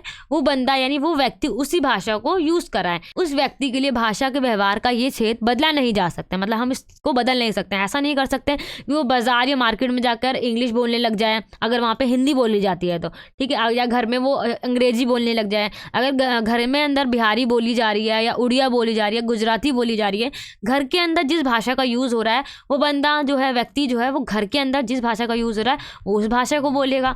विश्वविद्यालयों के अंदर जिस भाषा को सिखाया जा रहा है या स्कूल्स में, तो वो वहाँ पे वैसी भाषा को बोलेगा। तो हम उसके क्षेत्र को हम बदल नहीं सकते, जहाँ पे जिस भाषा का यूज़ हो रहा है हम उस भाषा का उपयोग करते हैं। यहाँ पे दूसरा भी एग्जाम्पल दे रखा है कि एक व्यक्ति के घर में अगर तमिल बोली जा रही है ना, और जो हिंदी भाषा है वो पड़ोस या बाजार में वो उपयोग कर रहा है, और जो दफ्तर है यानी जो उसकी कहीं पे अगर वो जॉब कर रहा है तो वहाँ पे वो अंग्रेज़ी बोलेगा। उसकी कौन सी भाषा होगी? उसकी कामकाज की भाषा हो गई, है ना। अनेक प्रमुख भाषाएं होने के कारण लोग व्यापार, रोजगार आदि के सिलसिले में एक भाषाई क्षेत्र से दूसरे जो भाषाई क्षेत्र में उसमें जाकर रहते हैं, है ना। जो काम के सिलसिले में, रोजगार के सिलसिले में जो है सभी लोग क्या है, एक क्षेत्र से दूसरे क्षेत्र में जाते हैं, फिर वहाँ की भाषा सीखते हैं, वहाँ पे जिस तरीके की भाषा का यूज़ होता है उस भाषा को वो उपयोग करने लग जाते हैं। व्यक्तिगत जीवन और सामाजिक जीवन की जो भाषाएँ हैं वो उनकी अपनी अपनी स्थितियों के अनुरूप होती हैं, अलग अलग होती हैं, तो हमें उसी के अनुसार ढलना होता है। अब आगे हमारा क्या है, पश्चिमी देश की तरह भारत में भाषाओं की जो सीमा है वो स्पष्ट एवं दृढ़ नहीं है, मतलब कि उसकी सीमाओं को हमने निर्धारित नहीं कर दिया कि अगर एक बंदे को एक भाषा आ रही है, यानी वो जिस जाति जिस वर्ग का है तो वो उसको वही भाषा सीखनी है, वो वहीं तक सीमित रहेगा, उसको सीमित नहीं करा है हमने, उसकी सीमा को निर्धारित नहीं करा है। क्योंकि भारत के अंदर कई सारे ऐसे लोग हैं जो अपने आप को मतलब एक भाषा या एक समुदाय से ज़्यादा का हिस्सा मानते हैं। हम ऐसा बताते हैं कि हम इस भी समुदाय के हिस्से हैं और इस भी समुदाय के हिस्से हैं। उदाहरण के लिए बिहार के अंदर कई ऐसे व्यक्ति हैं जो क्या बताते हैं हमको, हम मैथिली, मगही, भोजपुरी का भी हिस्सा मानते हैं, और कभी कभी वो जो अपना परिचय देते हैं वो हिंदी भाषा के अंदर भी देते हैं। तो हमने किसी भी व्यक्ति के लिए हमने सीमा निर्धारित नहीं करी है कि जो व्यक्ति है वो सिर्फ जिस वर्ग या जिस जाति में पैदा हो रहा है, जन्म ले रहा है, तो सिर्फ उसको वही भाषा आनी चाहिए। वो कोई भी भाषा को सीख सकता है और कोई भी लैंग्वेज को वो अच्छी तरीके से सीख के अपना परिचय या कोई भी काम कर सकता है, ठीक है। तो इस तरीके से हमने क्वेश्चन में यही देखा कि आखिर बहुभाषिक और द्विभाषिक कौन होते हैं, उनको किस तरीके की लैंग्वेज आती है। और भाषा जो हमारे भारत के संदर्भ में हमने देखा कि भारत के अंदर, भारत एक बहुभाषिक देश है और कैसे लोग यहाँ पर रहते हैं और कौन कौन सी लैंग्वेज का वो यूज़ कर सकते हैं। मदर टंग यानी जो उनकी अपनी जो फैमिली में बोली जाती है, यानी अगर वो कहीं पर जॉब कर रहे हैं तो वहाँ पर अंग्रेज़ी बोलेंगे, और अगर कहीं बाज़ार, मार्केट या पड़ोस के अंदर अगर वो उनसे बातचीत करते हैं तो वहाँ पर वो क्या करेंगे, वहाँ पर अगर हिंदी बोली जा रही है तो वो हिंदी का यूज़ करेंगे, अगर कोई और भाषा बोली जा रही है तो वो उस कोई और भाषा का यूज़ करेंगे, ठीक है। जिस तरीके का वहाँ का इन्वायरमेंट होगा, जिस तरीके का वहाँ का परिवेश होगा, वो व्यक्ति उसी तरीके की भाषा का भी उपयोग करेगा। अब अपना हम नेक्स्ट क्वेश्चन देखते हैं, भाषा और वर्ग, और हमें बताना है द्विभाषिकता से हम क्या समझते हैं। इसका मतलब अभी हमने अपने जो पहले वाला क्वेश्चन था उसके अंदर भी समझ लिया कि द्विभाषिक लोग जो होते हैं वो कौन होते हैं। द्विभाषिक के संदर्भ में हमें उसकी पूरी व्याख्या करनी। इस क्वेश्चन का आंसर तो हमने अपने पहले वाले में ही देख लिया कि आखिर किस तरीके इनको भाषा आती है और कैसे कैसे वो समाज के अंदर कौन कौन से शब्द या कौन कौन सी भाषा का वो यूज़ करते हैं, ठीक है। लेकिन हम पहले समझते हैं यहाँ पे वर्ग, आखिर भाषा और वर्ग क्या है, ठीक है। भाषा और वर्ग, भाषा का अपना एक वर्ग होता है। भाषा का वर्गीय आधार और समाज में कई स्तरों पर हमें देखने को मिलता है, मतलब इसके अलग अलग स्तर होते हैं। जैसे यहाँ पर देखा है स्त्री पुरुष के संबंध में या वर्ग की चेतना के रूप में, हम अलग अलग ढांचे के रूप में हम अपना अपना क्या देखते हैं, भाषा और वर्ग को देखते हैं, ठीक है। हमारा जो समाज है भारत के अंदर पितृसत्तात्मक समाज है, यहाँ पे पेट्रियार्की सिस्टम रहा है। तो जिस वजह से क्या रहा है हमारे समाज में, यहाँ पे पुरुषों का जो वर्चस्व है ना वो शुरू से ही ज़्यादा ऊंचा रहा है। हमेशा पुरुषों को ही ज़्यादा महत्व दिया जाता था, महिलाओं को इतना महत्व नहीं दिया जाता था। इसलिए जो हमारे शब्द हैं वो ज़्यादातर क्या हैं, पुरुषों के अनुसार यानी उनकी शक्ति को दर्शाने वाले के रूप में ही वो सारी जितनी भी हमारी भाषाएं हैं, शब्द हैं, वो उनको गढ़ दिया गया है, यानी उसके नियम जो भी हैं हमारे पितृसत्तात्मक के अकॉर्डिंग ही बना दिए गए हैं, ठीक है। सबसे पहले इसका हम यहाँ से एग्जाम्पल से समझते हैं। बुक के अंदर जो प्रेमचंद्र है हमारे, उन्होंने अपनी एक कहानी है उनकी शतरंज के खिलाड़ी, उन्होंने उसके माध्यम से हमें समझाया है कि किस तरीके से जो हमारा भाषा और जो वर्ग है वो कैसे हम समझ सकते हैं।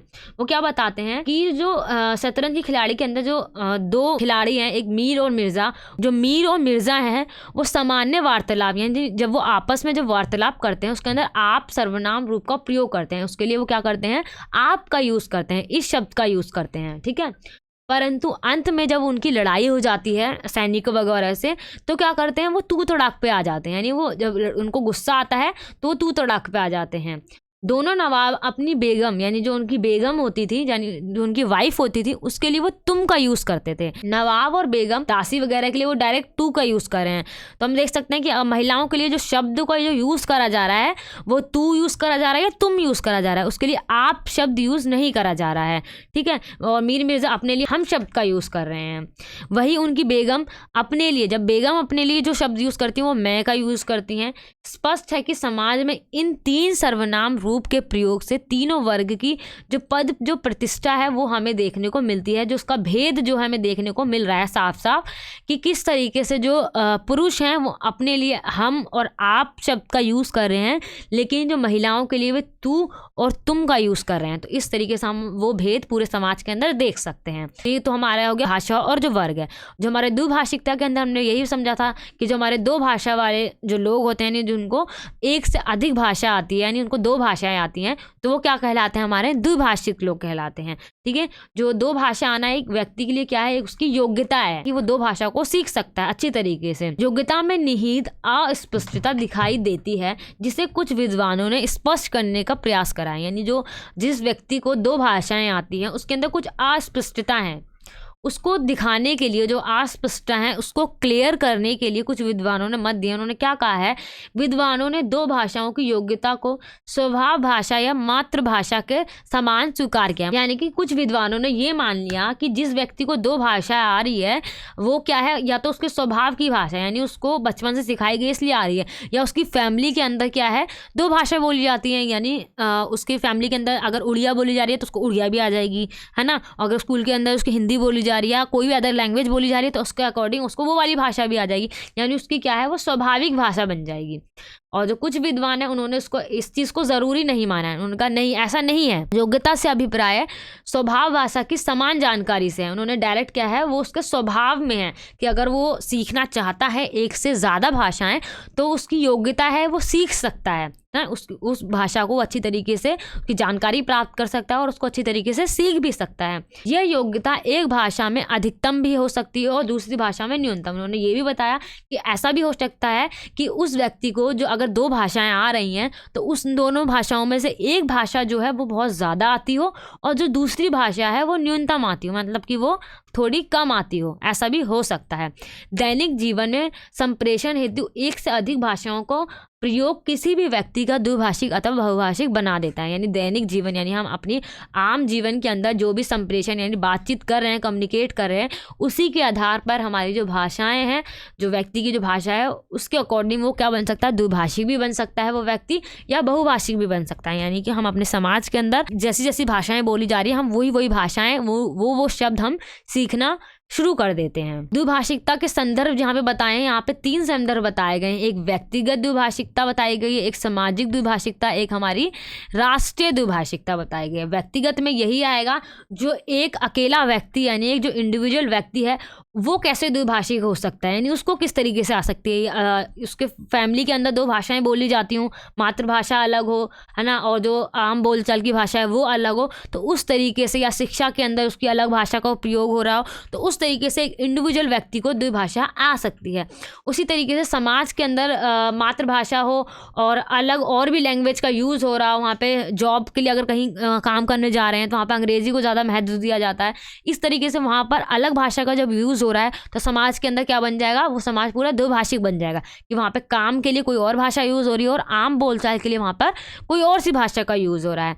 इसी तरीके से अगर हम राष्ट्रीय द्विभाषिक बताएं तो उसके अंदर क्या होगा, राजनीतिक एकता और अधिक प्रगति को ध्यान में रखते हुए यदि कोई भाषा राष्ट्रीय स्तर पर प्रयुक्त होती है, मतलब ऐसी कोई काफ़ी सारी लैंग्वेज है जिनको राष्ट्रीय स्तर पर प्रयोग किया जाता है, तो वो भाषा क्या बन जाती है, हमारी राष्ट्रीय द्विभाषिकता बन जाती है। ठीक है, जैसे हमारी अंग्रेजी जो लैंग्वेज है हमारी दूसरे कंट्री की जो भाषा है, लेकिन उसको राष्ट्रीय स्तर पर यूज़ करा जाता है, यानी इसको अदर सभी कंट्रीज़ में यूज़ करा जाता है, इसलिए जो हमारी वो क्या बन गई है, राष्ट्रीय द्विभाषिकता बन गई। देश प्रशासनिक योजनाओं के लिए द्विभाषिक रहे, किंतु नागरिक अपने दैनिक जीवन में एक भाषी भी रह सकता है। ठीक है, देश जो है अपनी भाषा क्या बना सकता है, द्विभाषिक बना सकता है। एडमिनिस्ट्रेशन जो करना है, उसको जो भी काम करना है, प्रयोजन करना है देश के लिए, उसके लिए वो द्विभाषिक बन सकता है। लेकिन वहाँ पे जो रहने वाले लोग हैं दैनिक जीवन में वो एक भाषा का प्रयोग कर सकते हैं, जो आम बोलचाल की वहाँ पे जिस तरीके की भाषा होगी, वहाँ की जो मदर टंग जो होगी, वो उसी भाषा का यूज़ करेंगे, सिंपल। ठीक है, ये इसके संदर्भ हो गया। तो ये हमारा क्वेश्चन इतना लेंथी नहीं था। अब अपना नेक्स्ट क्वेश्चन देखते हैं। नेक्स्ट क्वेश्चन है हमारा, भाषा सर्वेक्षण के स्वरूप और अवधि का विवेचना करनी है। हमें इन सबकी हमें विवेचना करनी है। आखिर भाषा जो सर्वेक्षण है उसका स्वरूप बताना है हमें डायरेक्ट, कि उसका जो स्वरूप है वो किस तरीके का। आखिर भाषा सर्वेक्षण है क्या? भाषा सर्वेक्षण के अंदर हमारा यही है कि हमें ये सर्वेक्षण करना है कि कौन कौन सी जगहों पर किस तरीके की भाषाओं का यूज हो रहा है, कौन से लोग कौन सी भाषा जो है अधिक बोल रहे हैं। तो वही हमारा क्या हो गया, भाषा सर्वेक्षण हो गया। यानी हम उसके लिए हम डाटा कलेक्ट कर रहे हैं कि कौन सी भाषा कहाँ पे बोली जा रही है ज़्यादा अधिक। ठीक है, उसी को हम क्या कहते हैं, भाषा सर्वेक्षण कहते हैं। किसी भौगोलिक क्षेत्र या समुदाय में किसी भाषा विशेष के प्रयोग संबंधी व्यवहारिक और समाज भाषिक स्थितियों का वास्तविक व्यवहार और उसका जो हम संकलित डाटा है, यानी उसको जब हम इकट्ठा करते हैं उस डाटा को, उसके आधार पर हम जो भी अध्ययन करेंगे कि किस क्षेत्र में या किस भौगोलिक क्षेत्र के अंदर उस समुदाय के अंदर कैसी भाषाओं का यूज़ करा जा रहा है, या वहाँ पे व्यवहारिक स्थिति में कौन सी भाषा का यूज़ करा जा रहा है, वो पूरा जो डाटा होगा हमारा क्या कहलाएगा, भाषा सर्वेक्षण कहलाएगा। ठीक है, भाषा सर्वेक्षण एक बड़ा कार्य है, मतलब एक बहुत बड़ा कार्य है हमारा, जो कम से कम एक भाषाई समुदाय में किया जा सकता है। मतलब कि अगर हमें इस भाषा सर्वेक्षण करना है तो हम किसी भाषाई समुदाय में जाएंगे, वहाँ पे हम इसका पूरा सर्वेक्षण करेंगे। ये एक संपूर्ण भूभाग, देश या महाद्वीप आदि का भी किया जा सकता है। मतलब कि हम कहाँ कहाँ कर सकते हैं भाषा सर्वेक्षण, किसी एक छोटे क्षेत्र का, या पूरे एक देश यानी पूरी एक कंट्री का, या पूरे हम एक महाद्वीप का भी हम ये भाषा सर्वेक्षण कर सकते हैं कि वहाँ उस देश के अंदर किस किस तरीके की भाषा बोली जा रही है, यानी एक छोटे क्षेत्र में भी कौन कौन सी भाषाओं का यूज़ हो रहा है। ये सारी चीज़ हम किस चीज़ से पता लगा सकते हैं, जो हमारा भाषा सर्वेक्षण है उससे हम पता लगा सकते हैं। भाषा सर्वेक्षण जो है हमारी, उसकी परिभाषाएं दी हैं कुछ लोगों ने, उसको हम देखते हैं। सर्वेक्षण एक ऐसे अध्ययन को संदर्भित करता है जो किसी विशेष क्षेत्र में एक विशिष्ट जाति, भाषाई समुदाय से संबंधित भाषाई और सामाजिक भाषाई तथ्यों के व्यापक अवलोकन को उजागर करने और उसे प्रस्तुत करने का प्रयास करता है। जो हमें एक ऐसा अध्ययन है जो हमें क्या बताता है, किसी विशेष क्षेत्र के अंदर जो जातियां हैं वो कौन सी भाषा, या वहाँ के समुदाय के जो लोग हैं वो कौन सी भाषा से जुड़े हुए हैं, वहाँ की भाषा कौन सी भाषा है, सामाजिक भाषाएं बताता है, उसका अवलोकन करवाता है, उसको उजागर करता है। इस चीज़ में हमारी बहुत ज़्यादा वो मदद करता है। इन सब का पूरा डाटा हमें हमारे सामने वो प्रस्तुत करता है। वही क्या कहलाता है, हमारा भाषा सर्वेक्षण कहलाता है, जो किसी क्षेत्र या समुदाय के अंदर कौन सी भाषाओं का यूज हो रहा है उस चीज़ का हमें डेटा देता है। आगे हमारा है, भाषा सर्वेक्षण के माध्यम से किसी समाज या क्षेत्र में भाषा व्यवहार संबंधी विविध स्थितियों को हम जानकारी को हम प्राप्त कर सकते हैं। इसी भाषा को बोलने वाले लोग की संख्या क्या है, मतलब कि जो भाषा वहाँ पे यूज़ हो रही है अलग अलग तरीके की, हर लैंग्वेज को यूज़ करने वाले यानी भाषा को यूज़ करने वाले कितने लोग हैं, हम उसको पता लगा सकते हैं। ठीक है, किसी समाज विशेष में कितनी भाषाओं का व्यवहार हो रहा है, इससे उस समाज की द्विभाषिकता और बहुभाषिकता संबंधी स्थितियों का भी हम पता लगा सकते हैं। वहाँ के लोग कितने द्विभाषिक हैं, कितने बहुभाषिक हैं, कौन कौन सी भाषा वो बोल रहे हैं, ये सारी चीज़ों का पता हम किससे लगा सकते हैं, जब हम भाषा का सर्वेक्षण करेंगे। किसी भी क्षेत्र या किसी भी कंट्री का अगर हम सर्वेक्षण करते हैं तो हमें इन सब की जानकारी मिलेगी। उस समाज के लोग कितनी भाषाओं का प्रयोग करते हैं, मतलब एक समाज के अंदर कई सारी भाषाएं बोली जाती हैं, कौन कौन सी भाषाओं को वो प्रयोग कर रहे हैं वो भी हम देख सकते हैं, और उनमें किस भाषा की क्या स्थिति है, यानी वहाँ की मातृभाषा, प्रथम भाषा, द्वितीय भाषा कौन सी है, ये सारी चीज़ हम किसके द्वारा पता कर सकते हैं, जब हम भाषा का सर्वेक्षण करेंगे उस जगह का, जब हमें ये सारी बातें हमें पता चलेंगी। संबंधित समाज में किस वर्ग के लोग द्वारा किस प्रकार की भाषा का प्रयोग किया जा रहा है, वहाँ का जो वर्ग है कौन सी भाषाओं का यूज़ कर रहा है ना, ये हम पता लगा सकते हैं जो हमारा भाषा का सर्वेक्षण होगा।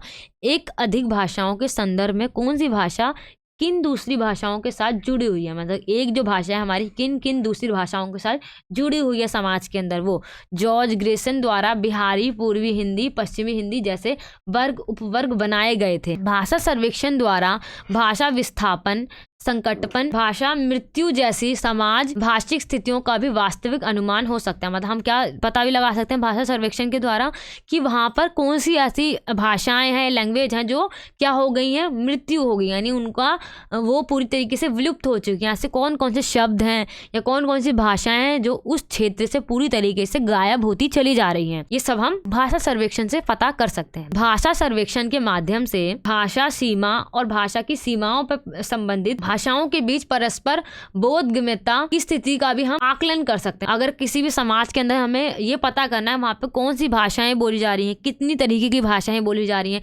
कितने लोग द्विभाषिक हैं, कितने लोग बहुभाषिक हैं, और वहाँ पे कौन कौन से शब्द हैं या कौन कौन से ऐसी भाषाएं हैं जो पूरी तरीके से विलुप्त हो चुकी हैं, है ना। ये इन सभी चीज़ों का अगर हमें पता लगाना है तो हमें क्या करना होगा, वहाँ उस क्षेत्र का यानी उस जगह का हमें भाषा सर्वेक्षण करना होगा। जब भी हम उस चीज़ को हम पता कर सकते हैं, हम उसका पूरा एक डेटा बनाएंगे और उससे हम पता कर सकते हैं, फिर हम उस चीज़ को सभी लोगों को में बता सकते हैं कि हाँ ऐसा ऐसा उस समाज के अंदर यानी उस सोसाइटी के अंदर, उस क्षेत्र के अंदर ऐसी ऐसी भाषाएं, ऐसे ऐसे लोग रह रहे हैं, इन भाषाओं का वो प्रयोग करते हैं। आगे है हमारा भाषा सर्वेक्षण का क्या महत्व है, इसका इंपॉर्टेंस क्या है। भाषा भूगोल में विविध प्रकार के क्षेत्रीय मानचित्रों का निर्माण करने के लिए हमें एक आधार देती है ना, सर्वेक्षण से ही प्राप्त होता है, और ये सब चीज़ हमें सर्वेक्षण से प्राप्त होता है। अगर हमें जैसे कि बिहारी बोलने वाले लोग हैं या गुजराती बोलने वाले लोग हैं तो हमें पता है इतने लोग गुजराती बोलने वाले हैं और वो भी इस क्षेत्र तक हैं, मराठी वाले बोलने वाले लोग इस क्षेत्र तक हैं। हर का क्या हो जाता है, एक भौगोलिक मानचित्र बन जाएगा, हमारा एक क्षेत्रीय मानचित्र बन जाएगा। उसका हम निर्माण कर सकते हैं, वो भी कैसे, जब हम वहाँ पे हम सर्वेक्षण करेंगे हमें पता चलेगा अच्छा इतनी दूर से लेके इतनी दूर तक जो लोग हैं इन भाषाओं को यूज करते हैं, तो एक पूरा हमारा क्या बन जाएगा, वहाँ का क्षेत्रीय मानचित्र बन जाएगा। तो हम सर्वेक्षण से पता कर सकते हैं, तो ये इसका इंपॉर्टेंस हो गया। सर्वेक्षण जितना अधिक वैज्ञानिक तथा व्यापक होगा यानी साइंटिफिक होगा और बहुत बड़ा होगा तो उससे क्या होगा, उतनी ही अधिक सामग्री प्राप्त हो सकेगी, जिसके आधार पर हम क्या कर सकेंगे, अच्छी तरीके से हम वहाँ का मानचित्र भी बना सकते हैं। अगर वो साइंटिफिक होगा, टेक्नोलॉजी से अगर हम ज़्यादा यूज़ करेंगे, ज़्यादा अच्छी तरीके से व्यापक तरीके से हम वहाँ पर सर्वेक्षण करेंगे तो हम वहाँ पे आसानी से मानचित्र को तैयार कर सकते हैं उस जगह के लिए, ठीक है, जो भी हमने सर्वेक्षण में पता करा है। भाषा सर्वेक्षण द्वारा किसी राष्ट्र की भाषा नीति का निर्धारण हम कर सकते हैं, ठीक है। भाषा के सर्वेक्षण के द्वारा हम क्या कर सकते हैं, उस राष्ट्र के लिए यानी उस कंट्री की जो भाषा नीति है हम उसको भी निर्धारित कर सकते हैं, यानी उसका हम पता लगा सकते हैं। शैक्षणिक और व्यावसायिक कार्यों में उन्नति के लिए भाषा सर्वेक्षण सर्वथा कारगर होता है। यानी जब हम वहाँ पे सर्वेक्षण करेंगे भाषा का तो हम पता कर सकते हैं वहाँ पे शैक्षणिक और व्यावसायिक मतलब कि स्कूल कॉलेज वगैरह में या व्यावसायिक यानी जॉब्स के लिए, बिजनेस वगैरह के अंदर उसमें उन्नति किस तरीके से करनी है, वहाँ पे क्या कमी आ रही है, कौन सी भाषा को अच्छी तरीके से अगर हम प्रमोट करेंगे तो लोग अच्छी तरीके से सीख पाएंगे और उसको अंदर हम डेवलप कर सकते हैं। तो उसके लिए हमें भाषा सर्वेक्षण करना हो, ये बहुत अच्छा तरीका है हमारा, ठीक है।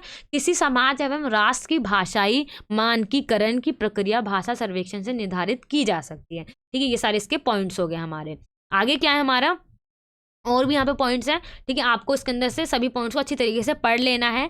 ये नोट्स आपको वीडियो के डिस्क्रिप्शन बॉक्स में मिल जाएंगे। तो हमारा जो नेक्स्ट क्वेश्चन है वो क्या है, समाज भाषा विज्ञान का स्वरूप स्पष्ट करना है। जो समाज के अंदर जो भाषा का विज्ञान है उसके स्वरूप को हमें बताना है, उसकी अवधारणा और स्वरूप को दोनों को स्पष्ट करना है हमें। इसका इंट्रोडक्शन देखते हैं हम। समाज भाषा विज्ञान, जैसे हम जानते हैं जो हमारा व्याकरण और जो भाषा है उन दोनों का जो संबंध है बहुत ज़्यादा गहरा है ना। अगर व्याकरण के अनुसार हम भाषा को नहीं बोलते हैं तो हमारी भाषा जो है वो अच्छी नहीं लगेगी और हम इसको अच्छी तरीके से हम उसको प्रयोग भी नहीं कर पाएंगे। पाणिनि और उनसे पूर्व मतलब कि इनसे पहले और उन्होंने इनके जो जितने भी आचार्य रहे हैं, जो उसके ज्ञाता रहे हैं, उन्होंने ये बताया है भाषा को अनुशासित एवं नियमित करने के लिए सैकड़ों ग्रंथ का उन्होंने सैकड़ों ग्रंथ पढ़ डाले। मतलब कि किस तरीके से भाषा को हम क्या बना सकते हैं, अनुशासित बना सकते हैं, यानी उसको किस तरीके से हम अच्छी तरीके से यूज़ करें।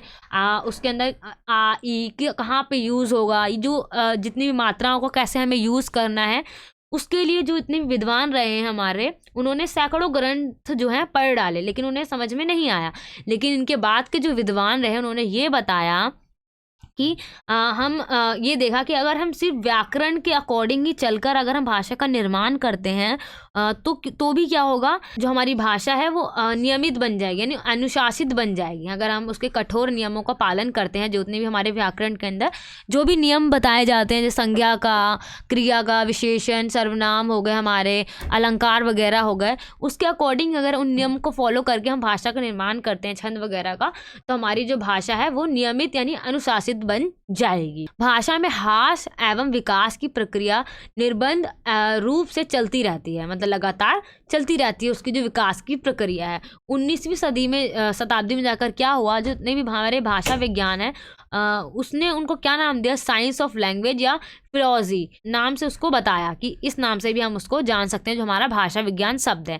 इसके कई थिंकर्स रहे हैं हमारे, है ना। उन्होंने क्या कहा है, जैसे डॉक्टर भोलानाथ तिवारी के अनुसार उन्होंने क्या बताया भाषा विज्ञान के लिए, जिस विज्ञान के अंतर्गत वर्णनात्मक, ऐतिहासिक और तुलनात्मक अध्ययन के सहारे भाषा की उत्पत्ति व उसका गठन किया जाता है, उसकी प्रकृति का विकास किया जाता है, उससे क्या हो जाएगा, हमारा जो भाषा है विज्ञान वो अच्छी तरीके से निर्धारित हो पाएगी। उन्होंने ऐसा बताया, ठीक है। अलग अलग भाषाओं से जब हम उसकी तुलना करते हैं, फिर उसको उसकी उत्पत्ति करते हैं यानी उसका गठन करते हैं, तो हमारी जो भाषा है, भाषा विज्ञान, वो उसके सिद्धांत जो है बहुत अच्छी तरीके से निर्धारित हो पाएंगे। डॉक्टर बाबूराम सक्सेना के अनुसार यहाँ पे क्या लिखा गया है, भाषा विज्ञान से अभिप्राय भाषा का विश्लेषण करके उसका निर्देशन करना है, यानी पहले भाषा का हमें विश्लेषण करना है, फिर उसको निर्देशन करना है। डॉक्टर श्याम सुंदर दास के अनुसार यहाँ पे क्या बताया गया, भाषा विज्ञान जो है भाषा की उत्पत्ति, उसकी बनावट, उसकी विकास तथा उसके ह्रास की वैज्ञानिक व्याख्या करता है, यानी जो भाषा की जो वैज्ञानिक व्याख्या करता है वही हमारी क्या कहलाती है, भाषा विज्ञान। उसका बनावट यानी उसका स्ट्रक्चर किस तरीके का है, उसका डेवलपमेंट किस तरीके से होगा, ये सारी चीज जो हमें बताता है वही हमारा क्या कहलाता है, भाषा विज्ञान कहलाता है। डॉक्टर कर्ण सिंह के अनुसार यहाँ पे क्या दे रखा है, बहुत सारे थिंकर्स हैं, आपको जब तक आप थिंकर्स के नाम नहीं लिखोगे अपने एग्जाम के अंदर तो आपको एग्जामिनर अच्छे मार्क्स नहीं देगा। इसलिए आपको क्या करना है, सभी जितने हमारे थिंकर्स रहे हैं उनके नाम आपको अच्छी तरीके से याद कर लेने और उनके व्यूज क्या रहे हैं वो भी आपको याद करना है। भाषा विज्ञान वह विज्ञान है जिसमें हम क्या करते हैं, मानव प्रयुक्त व्यक्त और वाक् का वैज्ञानिक अध्ययन करते हैं, यानी जो बोलने वाला व्यक्ति है, मानव प्रयुक्ता, वो जो भाषा जिस तरीके से बोल रहा है उसका अध्ययन करते हैं वैज्ञानिक रूप से, तो वही हमारे क्या कहलाता है, भाषा विज्ञान कहलाता है। डॉक्टर देवी शंकर ने यहाँ पे क्या कहा है, भाषा विज्ञान को अर्थात भाषा के विज्ञान को भाषिक कहते हैं। भाषिकी में भाषा का वैज्ञानिक विवेचन किया जाता है, यानी भाषा का जब हम अच्छी तरीके से अध्ययन करते हैं वैज्ञानिक रूप से तो वो हमारा क्या बन जाता है, हमारा भाषा विज्ञान बन जाता है। अब यहाँ पे आगे दे रखा है आपको, जो हमारी समाज है और उसके अंदर भाषा विज्ञान का स्वरूप क्या है, समाज के अंदर जो हमारी भाषा विज्ञान है उसका स्ट्रक्चर किस तरीके से, उसका स्वरूप क्या है।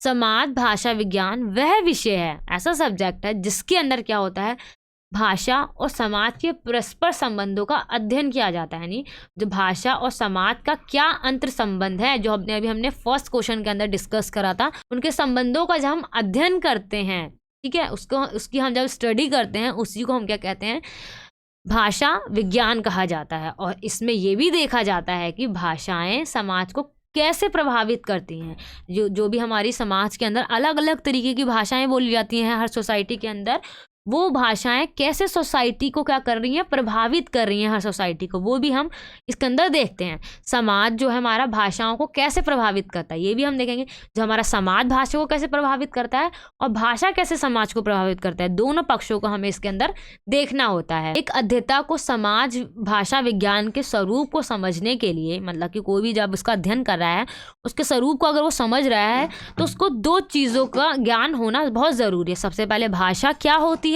और समाज क्या होता है, इन दोनों की जब जानकारी होगी जब भी वो क्या कर सकता है, समाज भाषा विज्ञान के स्वरूप को वो अच्छी तरीके से समझ सकता है।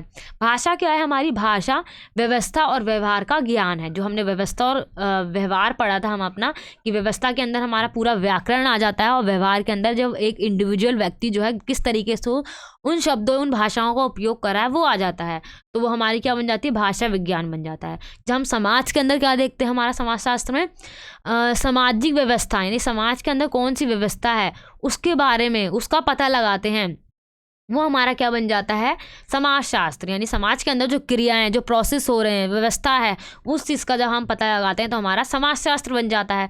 इन दोनों चीज़ों का ज्ञान होना ज़रूरी होता है, जब भी हम इसका स्वरूप को अच्छी तरीके से समझ सकते हैं। इसको आप ना एक यहाँ पे आपको चार्ट दे रखा है, इसके अकॉर्डिंग भी आप इसको समझ सकते हो, ठीक है। इसको आप अपने एग्जाम के अंदर बना के भी आ सकते हो, ठीक है। ये हमारा हो गया ये वाला क्वेश्चन। चलिए देखते हैं अपना नेक्स्ट क्वेश्चन। नेक्स्ट क्वेश्चन है हमारा, जेंडर भाषा असीमता को कैसे प्रभावित करता है।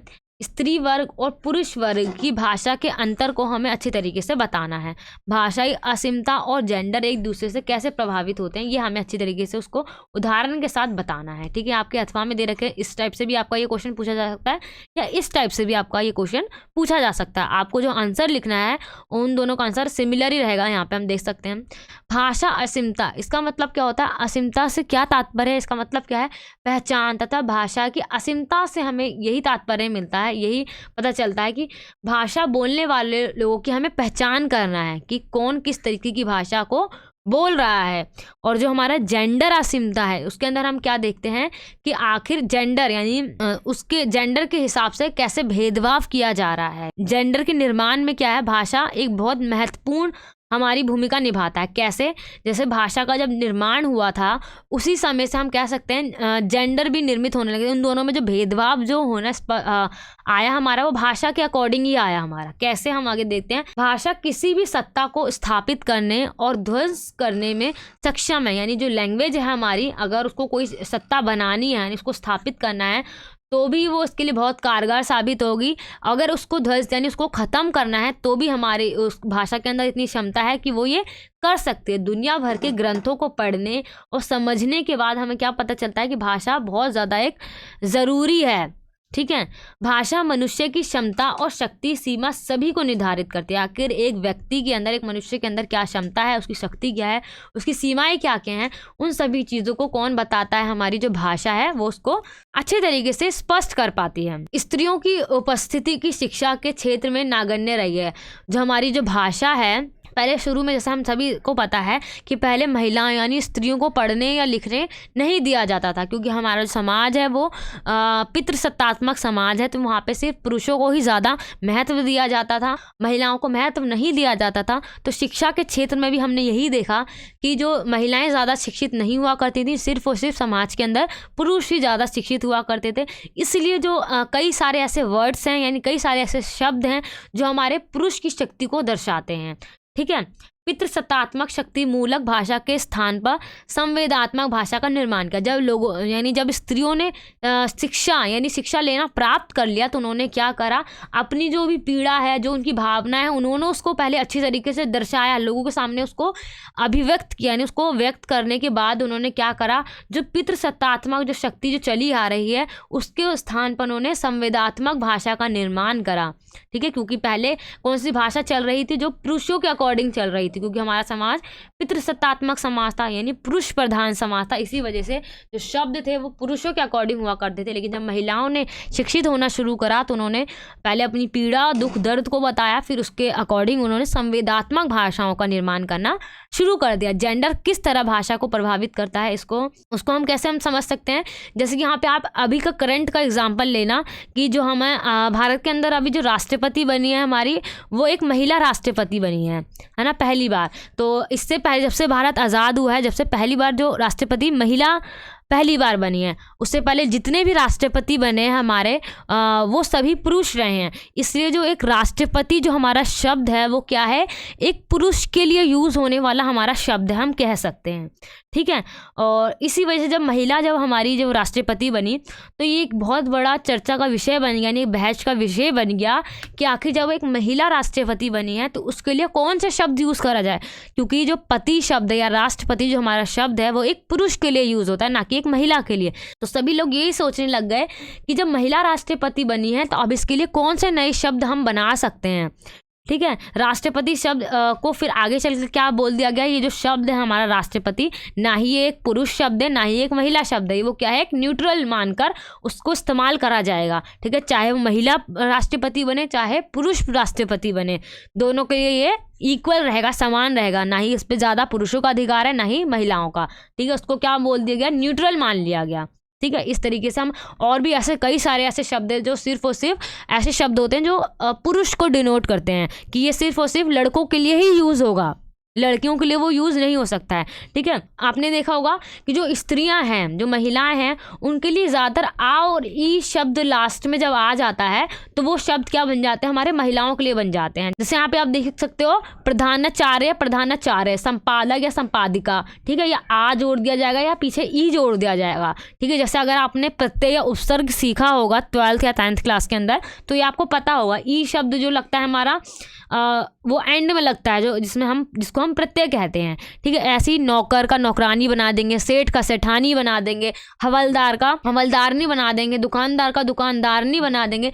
इसमें क्या कर रहे हैं, बस ई शब्द वो लोग जोड़ते जा रहे हैं, ठीक है, इसको वो जोड़ते जा रहे हैं और वो महिलाओं के लिए, वो स्त्रियों के लिए वो यूज़ होता चला जा रहा है। तो इससे हम कह सकते हैं जो हमारा जो मूल शब्द जो है वो हमारा पुरुष का रहेगा और उससे जो बनने वाले जो शब्द बनेंगे वो स्त्रियों, यानी इससे हम कह सकते हैं स्त्रियों को वहाँ पे कमज़ोर दिखाया जा रहा है।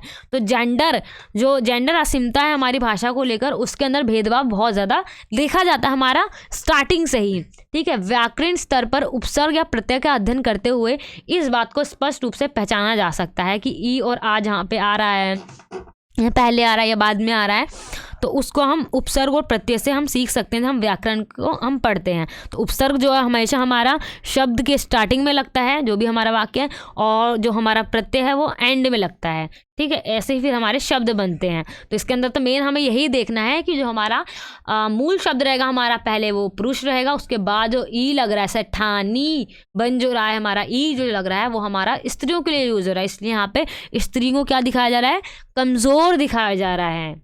यहाँ पे आपको एक उदाहरण दे रखा है, आत्मा संस्कृत में क्या है, एक पुल्लिंग शब्द है हमारा। जो आत्मा जो हमारा एक शब्द है वो क्या है, एक पुल्लिंग शब्द है हमारे कौन सी लैंग्वेज में, संस्कृत लैंग्वेज में, और हिंदी में इसको स्त्रीलिंग माना जाता है। परंतु अनेक शब्दों से जुड़कर ये पुल्लिंग हो जाता है। लेकिन जब ये कई अलग अलग शब्दों के साथ जब मिलता है, जो हमारा आत्मा, ठीक है, वो क्या बन जाता है, हमारा डायरेक्ट पुल्लिंग बन जाता है, यानी वो एक पुरुष के लिए बोला जाने लग जाता है। जैसे अगर वो धर्म के साथ बन जाएगा तो क्या बन जाएगा, हम धर्म प्लस आत्मा जोड़ देंगे, क्या बन जाएगा, धर्म आत्मा। तो वो शब्द किस लिए सिर्फ यूज़ होगा, ये पुरुषों के लिए शब्द यूज़ होगा। सद आत्मा यानी सद आत्मा बन जाएगा। परमात्मा कभी किसी महिलाओं के लिए यूज़ नहीं होगा, यानी स्त्रियों के लिए वो यूज़ नहीं होगा, वो केवल पुरुष के लिए यूज़ हो रहा है। तो ऐसे ही कई ऐसे शब्द हैं, कई ऐसे हमारे शब्दों का समाज के अंदर यूज़ करा जाता है जो केवल किसके लिए यूज़ हो रहा है, हमारा पुल्लिंग, यानी सिर्फ और सिर्फ पुरुषों के लिए यूज़ होता है। और भी यहाँ पे एग्जाम्पल दिए, जैसे यहाँ पे लड़का से लड़की बना देंगे, यहाँ पे सिर्फ ई शब्द को जोड़कर क्या बना दिया, स्त्रीलिंग बना दिया उसको, घोड़ा घोड़ी गधा गधी ये सब बना दिया गया है ना। सिर्फ ई शब्दों को जोड़कर हम क्या बना देते हैं, पुल्लिंग से उस शब्द को स्त्रीलिंग बना देते हैं। पुरुष का अर्थ है शक्ति, यानी पुरुष को क्या दिखाया गया है, शक्तिशाली दिखाया गया है, और स्त्री को क्या दिखाया गया है, कमज़ोर मान लिया गया है, वो एक बहुत ही कमज़ोर है ना, ऐसा माना गया है। स्त्रियों के दिमाग पर बने चुटकुले और पुरुष की जेब पर बनी बाध्यताएं दोनों ही जेंडरवादी विभेद की परिचायक है। यानी स्त्रियों के जो दिमाग है, यानी उनके दिमाग के ऊपर कई सारे हमारे समाज के अंदर चुटकुले बनाए जाते हैं कि उनके अंदर दिमाग नहीं है, उनके अंदर बुद्धि नहीं है, कई ऐसे चुटकुले बनाए जाते हैं। उसी तरीके से पुरुष की जो जेब है, यानी उनके जेब के अंदर जो पैसे वगैरह रहते हैं, उससे रिलेटेड भी कई सारे हमारे चुटकुले बनते हैं, यानी दोनों का मजाक उड़ाया जाता है। तो हमारा क्या बताता है, जेंडर डिस्क्रिमिनेशन जो होता है हमारा, लिंग के आधार पर जो भेदभाव किया जा रहा है, वो उस चीज़ को हमें दर्शाता है। समाज को अभी तक बोलने का अधिकार नहीं था, उसने भाषा को अपने पक्ष में बदला। यानी जिस समाज का मतलब यहाँ पे जो स्त्री का पूरा समाज था, उसको बहुत समय से बोलने का अधिकार नहीं दिया गया था, क्योंकि स्त्रियों को पढ़ने लिखने बोलने का अधिकार नहीं था, सिर्फ और सिर्फ पुरुषों को बोलने का अधिकार था। जब उन्होंने बोलना सीखा, जब उन्होंने लिखना सीखा, पढ़ना सीखा, तो उन्होंने उस सारी भाषाओं को अपने पक्ष में बदल दिया, यानी उन्होंने उसको अपने अकॉर्डिंग बना लिया। जो पितृसत्तात्मक पूरा समाज जो चला आ रहा था उसको बदल दिया। उन्होंने सबसे पहले गीतों में लिखना स्टार्ट किया, यानी जो लोक गीत होते हैं ना हमारे, उसके अंदर उन्होंने स्त्रियों ने अपनी भाषाओं को लिखना स्टार्टिंग की उस चीज़ की। चलिए अब अपना देखते हैं अपना नेक्स्ट क्वेश्चन जो है हमारा, भाषा के समाजशास्त्र की संकल्पना का उदाहरण सहित हमें स्पष्ट करना है। जो भाषा का जो समाजशास्त्र है वो अभी हमने अपने फर्स्ट चैप्टर में डिस्कस करा था, उसी को यहाँ पे आपको लिखना है। बाकी ये जो नोट्स हैं ये पूरी PDF आपको वीडियो के डिस्क्रिप्शन बॉक्स में मिल जाएगी, ठीक है, इस PDF का लिंक आपको। आगे का देखते हैं हम अपना जो नेक्स्ट क्वेश्चन है वो क्या है हमारा। हाँ, आगे का जो हमारा क्वेश्चन आता है वो क्या है हमारा, भाषा और समुदाय एक दूसरे को कैसे प्रभावित करते हैं, ये हमें इसको बताना है। समुदाय के रूप में भाषा और समाज का जो संबंध है वो भी बहुत ज़्यादा गहरा है, अभिन्न है। मनुष्य के पास भाषा सीखने की क्षमता होती है, यानी उसके पास एक योग्यता है मनुष्य के पास, वो कितनी भी लैंग्वेज को सीख सकता है। वे भाषा को तभी सीख पाता है जब कोई भी मनुष्य या कोई भी व्यक्ति है वो भाषा को कब सीख पाएगा, जब उसका समाज यानी उसके आसपास का जो पूरा परिवेश है वो उसी के अकॉर्डिंग हो, ठीक है। जिसके अगर वहाँ पे हिंदी बोली जा रही है तो वो हिंदी सीख पाएगा, तमिल बोली जा रही है तो तमिल सीख जाएगा, गुजराती बोली जा रही है तो गुजराती सीख जाएगा। जैसा वहाँ का समाज होगा, परिवेश होगा, उसके अकॉर्डिंग ही उसकी भाषा जो है बनती चली जाएगी। समाज के माध्यम से ही भाषा एक पीढ़ी से दूसरी पीढ़ी तक पहुँचती है। जो हमारा पूरा समाज है, जो सी लैंग्वेज हमारे समाज के अंदर बोली जा रही है, आगे आने वाली पीढ़ी उसी भाषा को ग्रहण करते चले जाते हैं, फिर वो अपनी आगे आने वाली पीढ़ी को बताते हैं, ठीक है। तो इस तरीके से क्या होता है, जो भाषा का क्या चला जाता है, ट्रांसफर होता चला जाता है एक पीढ़ी से दूसरी पीढ़ी तक। और दूसरी ओर क्या है, यहाँ पे भाषा के माध्यम से सामाजिक संगठित और संचालित होता है। भाषा के ही द्वारा क्या होता है, हमारा पूरा जो समाज है, हमारी जो पूरी सोसाइटी है वो संगठित भी रहती है और संचालित भी होती है, उसको अच्छी तरीके से चलाया जाता है भाषा के माध्यम से ही। यदि मनुष्य से भाषा छीन ली जाए, अगर किसी भी व्यक्ति से उसकी भाषा को छीन लिया जाएगा तो क्या होगा, उसकी सामाजिक जो संरचना है वो ध्वस्त हो जाएगी, वो पूरी तरीके से ख़त्म हो जाएगी, क्योंकि भाषा के द्वारा ही वो अपनी विचारों अपने जो भी थिंकिंग है उसको अभिव्यक्त कर पाता है समाज के सामने। अगर वही उसे छीन ली जाएगी तो उसकी सामाजिक संरचना ही पूरी तरीके से ख़त्म हो जाएगी। इसी प्रकार यदि किसी व्यक्ति को समाज से के बाहर मतलब कि निकाल दिया जाए, उसको जंगल में छोड़ दिया जाए, तो क्या होगा, वह वहाँ दूसरे व्यक्तियों से नहीं मिल सकता, तो भाषा उसके साथ ही मृत हो जाएगी। तो वहाँ पर उस भाषा का यूज़ नहीं हो रहा है, तो वहाँ पे क्या हो जाएगा, जोन सी उसको भाषा आती थी वो पूरी भाषा का मृत्यु हो जाएगी, आप कह सकते हो, पूरी तरीके से विलुप्त हो जाएगी, ख़त्म हो जाएगी, ठीक है। इसलिए अगर हम भाषा को ट्रांसफ़र करते हैं एक पीढ़ी से दूसरी पीढ़ी तक, तो क्या होता है, हमारी वो जो भाषा है वो बनी रहती है। भाषा अध्ययन के संदर्भ में मनोवादी और जितने भी हमारे व्यवहारवादी विचारक रहे हैं, विचारधारा वाले विद्वान रहे, उन्होंने क्या बताया है, व्यवहारवादियों द्वारा भाषा को सामाजिक वस्तु माना गया, यानी जो भाषा है वो क्या है, एक सामाजिक वस्तु है। उनके अनुसार भाषा जो है हमारी समाज में होती है और मानव शिशु उसे अपने समाज से ही ग्रहण करता है। जो मानव है वो कहाँ से ग्रहण करता है अपनी पूरी भाषा को, अपनी सोसाइटी यानी अपने समाज, अपनी फैमिली, अपने आस पड़ोस से क्या करता है, उस भाषा को वो उसको ग्रहण करता है। इसलिए उसको व्यवहारवादी विचारकों ने क्या बताया है, भाषा को एक सामाजिक वस्तु बताया है, क्योंकि उस समाज के अंदर जन्म लेने वाला शिशु वहीं से अपनी पूरी भाषाओं को सीखता है। इसी के आगे जो हमारा आगे का पॉइंट है वो क्या है, भाषा और समुदाय जो है एक दूसरे को कैसे प्रभावित करते हैं, ठीक है। जो हमारी भाषा है और जो हमारा समुदाय है वो कैसे प्रभावित करते हैं, जैसे हमारा पूरा समाज है और जो हमारी भाषा है, जिस तरीके से वो एक दूसरे को प्रभावित करती हैं, उसी तरीके से हमारा भाषा और समुदाय भी एक दूसरे को प्रभावित करता है, ठीक है। समाज के अंदर जो वर्ग हैं, आयु है, जाति है, धर्म है, शिक्षा है, ये इन लोगों ने क्या कर रखा है, भाषा के ऊपर नियंत्रण कर रखा है ना, क्योंकि इन्हीं के अकॉर्डिंग ये सारी भाषाओं को बोला जाता है। हर जाति के अंदर अलग अलग भाषाएं होती हैं, धर्म के अंदर अलग अलग भाषाएं होती हैं, शिक्षा के क्षेत्र में अलग भाषा का प्रयोग करा जाता है। हर परिस्थिति, हर परिवेश के अकॉर्डिंग ही भाषा को उसी के अनुकूल जो है मनुष्य सीखता है और उसको वो आगे बढ़ाता है, ठीक है। तो क्या है, भाषा के बिना हमारा समुदाय अस्तित्व में नहीं रह सकता है। भाषा होगी तो पूरा हमारा ये पूरा, अगर उस समाज के अंदर, उस समुदाय के अंदर अगर गुजराती बोली जा रही है तो एक पूरा कौन सा, वो एक गुजराती समुदाय बन गया, है ना। उसी तरीके से उस समुदाय के अंदर गुजराती बोली जा रही है तो एक गुजराती लैंग्वेज वाला वो समुदाय बन गया। तो दोनों क्या है, एक दूसरे से संबंधित हैं, है ना। उन दोनों का बहुत गहरा संबंध है, जो हमने अभी पूरे फर्स्ट चैप्टर के अंदर पढ़ा था कि भाषा और जो हमारा समाज है वो किस तरीके से एक दूसरे से जुड़ा हुआ है, उसको यहाँ पे आप अच्छी तरीके से एक्सप्लेन कर सकते हो। तो ये वाला क्वेश्चन भी हमारा क्या हो जाएगा, कंप्लीट हो जाएगा, ठीक है। अपना देखते हैं हम अपना नेक्स्ट क्वेश्चन। सो आगे हमारा क्या क्वेश्चन है, भाषा नमूने का परिचय देते हुए हमें उसका विश्लेषण करना है। तो इस तरीके से आपके 3 तरीके से क्वेश्चन पूछा गया है। भाषाई नमूने का सर्वेक्षण पर विचार करते हुए हमें अपना उसके प्रकार बताने हैं।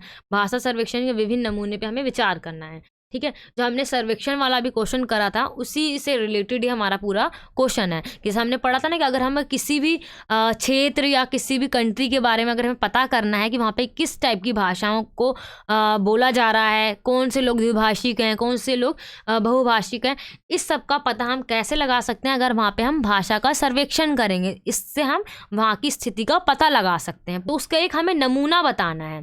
जो हमने अगर सर्वेक्षण कर लिया फिर उसका एक नमूना यानी एक रिपोर्ट कह लो आप, उसका सर्वेक्षण के बाद जो हमने एक रिपोर्ट पेश करी उसका विश्लेषण करना है। हम सीधी बात है यहाँ पे किसी भौगोलिक क्षेत्र या समुदाय में किसी भाषा विशेष का प्रयोग संबंधी व्यवहारिक और सामाजिक भाषिक स्थितियों का जब हम विस्तार से व्यवहार से जो हम उसका डाटा जब हम संकलित करते हैं, इकट्ठा करते हैं, तो उसी अध्ययन को हम क्या कहते हैं, भाषा सर्वेक्षण। सेम डेफिनेशन यहाँ पे जो अभी हमने ऊपर वाले क्वेश्चन में पढ़ी थी। भाषा सर्वेक्षण के आंकड़ों के अनुसार जब हमने एक सर्वेक्षण करा एक जगह से, क्या पता चला हमें उससे 5 दशकों में विश्व की लगभग 40,000 भाषाएं विलुप्त हो सकती हैं। मतलब कि आने वाले समय में क्या है 40,000 जो भाषाएं हैं वो पूरी तरीके से ख़त्म हो जाएंगी।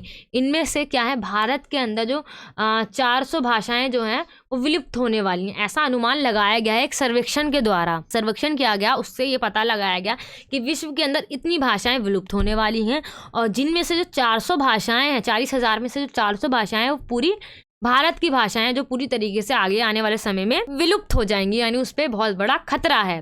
भारतीय लोक भाषा सर्वेक्षण द्वारा प्रस्तुत किया गया और ये पूरा जो आंकड़ा है हमारा, ये जो पूरा डाटा है वो किसके द्वारा प्रस्तुत किया गया है, जो भारत की जो लोक भाषा सर्वेक्षण है, यानी जो भारत के अंदर भाषाओं का सर्वेक्षण करती है उसके द्वारा ये पूरी रिपोर्ट पेश की गई है। 2010 के अंदर क्या हुआ था, भारत सरकार ने सर्वेक्षण का कार्य प्रारंभ किया लेकिन वो अभी तक पूरा नहीं हुआ। ऐसा माना गया था कि 2022 तक वो पूरा हो जाएगा, लेकिन अभी तक उसकी कोई रिपोर्ट सामने नहीं आई है। भाषा सर्वेक्षण से संबंधित आंकड़ा दिया गया था 1961 के अंदर, ये प्रस्तुत करा गया था। उसमें ये बताया गया 1961 में हुए जो जनसंख्या जनगणना हुई थी, जनसंख्या की एक जनगणना हुई थी, उससे ये निकला कि 1961 में भाषा के संदर्भ में ये कहा गया कि वहाँ पे 1652 भाषाएं हैं। भारत के अंदर टोटल इतनी भाषाएं हैं। जो 1971 तक आते आते वो कितनी बची हमारी 808 ही भाषाएं बची हमारी। ठीक है, पहले कितनी थी 1652 भाषाएं थी, लेकिन धीरे धीरे कितनी हो गई वो कम होती चली गई, यानी वो भाषाएं जो है वो विलुप्त होना स्टार्ट हो चुकी हैं, यानी वो पूरी तरीके से ख़त्म होती चली गई, उनका यूज़ कोई भी नहीं करता है। भारतीय भाषा जो लोक सर्वेक्षण है उन्होंने क्या बताया 2013 की अपनी रिपोर्ट में यह अध्ययन किया कि यह अनुमान लगाया कि बीते 50 वर्षों में लगभग 220 से अधिक भाषाएं अपना अस्तित्व जो है वो खो रही हैं। जो उनका इतिहास है, जो उनका अस्तित्व है भाषाओं का, वो धीरे धीरे क्या है वो खोती चली जा रही हैं। 220 भाषाओं में से लगभग जो 190 जो भाषाएं हैं वो लुप्त या भाषाओं की श्रेणी में रखा जा सकता है। मतलब कि 190 ऐसी भाषाएं हैं जो उनको हम लिप्त भाषाओं में रख सकते हैं, यानी वो ख़त्म होने ही वाली एकदम, है ना, पूरी तरीके से। उनका अब बहुत मतलब नाम मात्र के रूप में उन शब्दों या उन भाषाओं का यूज़ करा जाता है। भाषा सर्वेक्षण के आधार पर भारत सरकार तथा उससे जुड़ी संस्थाएं विलुप्त होने के कागार पर पहुंची भाषाओं के संरक्षण एवं संवर्धन के लिए कार्य कर रही है। जो भारतीय सरकार है उन्होंने सभी भाषाओं के संरक्षण के लिए कई पॉलिसीज़ वगैरह अलग अलग कार्य करे उन्होंने। भारत सरकार की संस्था जो विश्वविद्यालय होते हैं हमारे, उनको ये वहाँ पे एक आयोग बनाया जो क्या करे, भाषाओं का सर्वेक्षण करे और उनको संरक्षण भी दे। ठीक है, वहाँ पे ऐसी भाषाओं का यूज़ कर यानी उनको बुलवाया जाए, ये सारी चीज़ वहाँ पे विश्वविद्यालयों में बोली गई।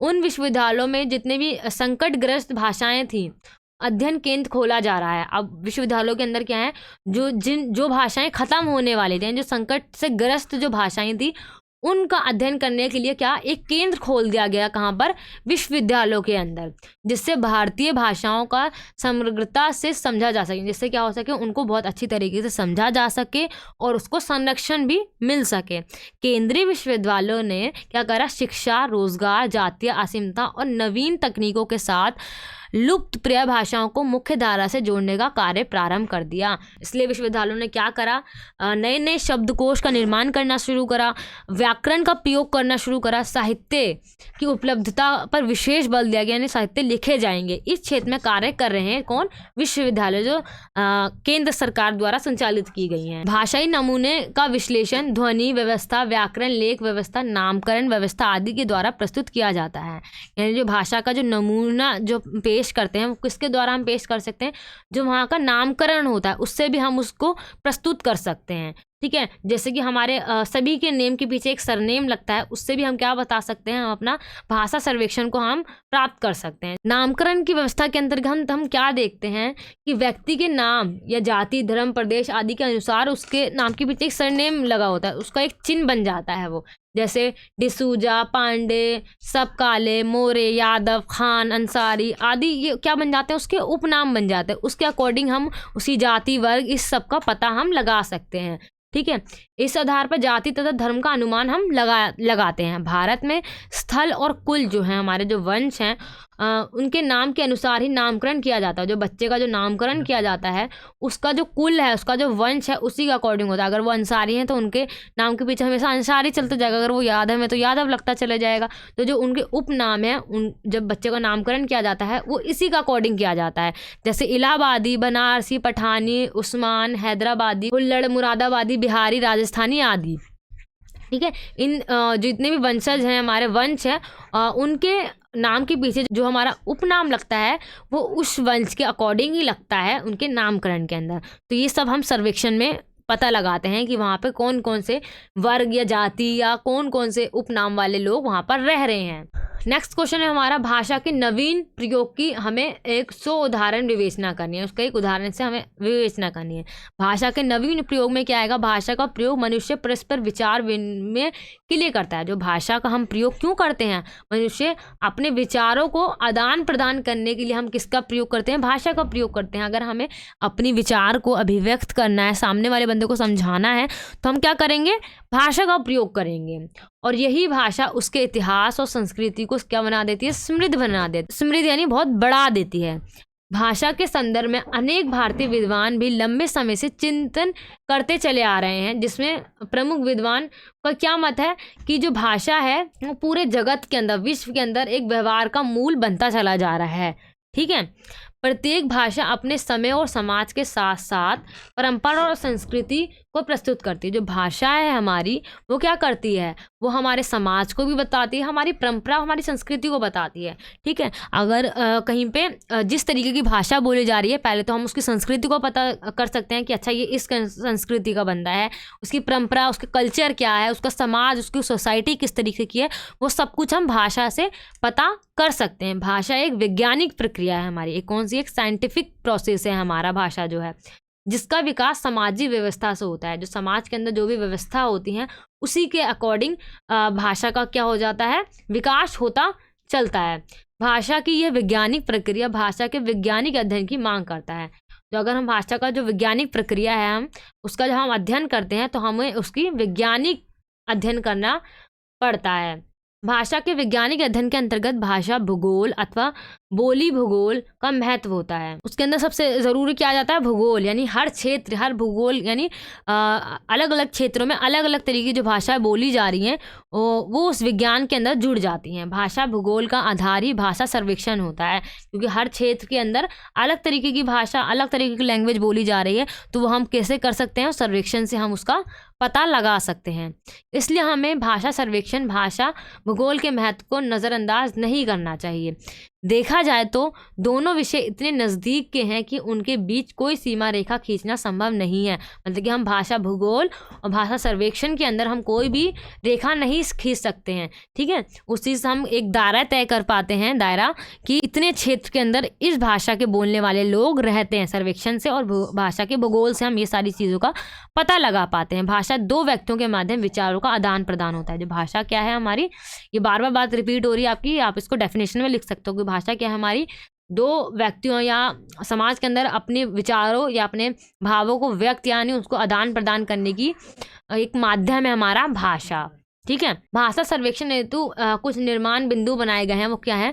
भाषा सर्वेक्षण किसी निश्चित स्थान विशेष की भाषाई विभिन्नताओं का आकलन वैज्ञानिक अध्ययन द्वारा होता है। ठीक है, जब हम भाषा का सर्वेक्षण कर रहे हैं तो वहाँ पे जो भाषा का जो वैज्ञानिक अध्ययन है उसके द्वारा हम ये भाषा का सर्वेक्षण कर पाते हैं।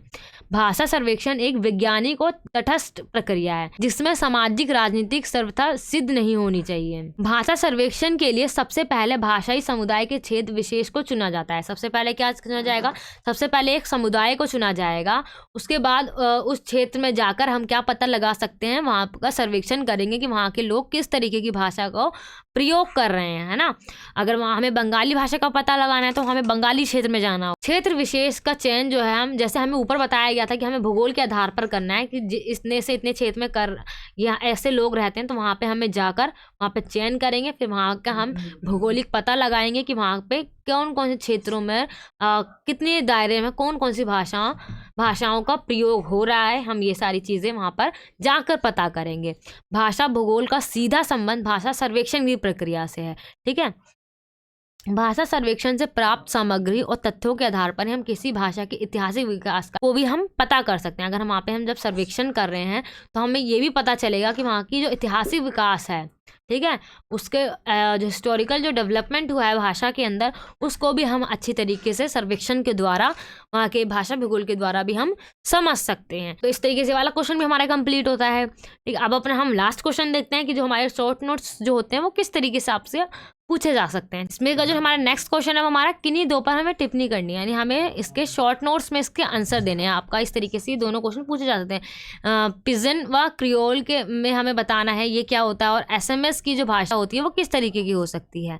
ठीक है, इन दोनों को हमें डिफाइन करना है। तो सबसे पहले जो हमारा जो फर्स्ट है हमारा पिजन व क्रियोल, वो बताते हैं हम। जो हमारा पिजन जो मूल शब्द है वो हमारा अंग्रेजी में उसको हम बिजनेस शब्द से ये उद्भव हुआ है। जो हमारा बिजनेस शब्द जो इंग्लिश में बोला जाता है उसी से हमारा जो पिजन जो शब्द है वो उसका उद्भव यानी उसका राइज हुआ है। अब अंग्रेजी व्यापार करने के लिए चीन पहुंचे तो अंग्रेजी चीनी के सहयोग से क्या हुआ, एक विशिष्ट प्रकार की अंग्रेजी विकसित हुई। जैसे कि हम जानते हैं कि जब कोई भी देश के व्यापारी जो होते हैं दूसरे देश में जाते हैं तो वहाँ की भाषा से वो लोग प्रभावित होते हैं और ये लोग भी इनकी भाषा से प्रभावित होते हैं। तो क्या होता है, इन दोनों के मिश्रण से जो एक भाषा निकल कर आती है तो वो अलग टाइप की भाषा होती है। तो क्या हुआ, अंग्रेजी और चीनी का क्या हो गया, मिश्रण हो गया, वो दोनों मिल गई एक में।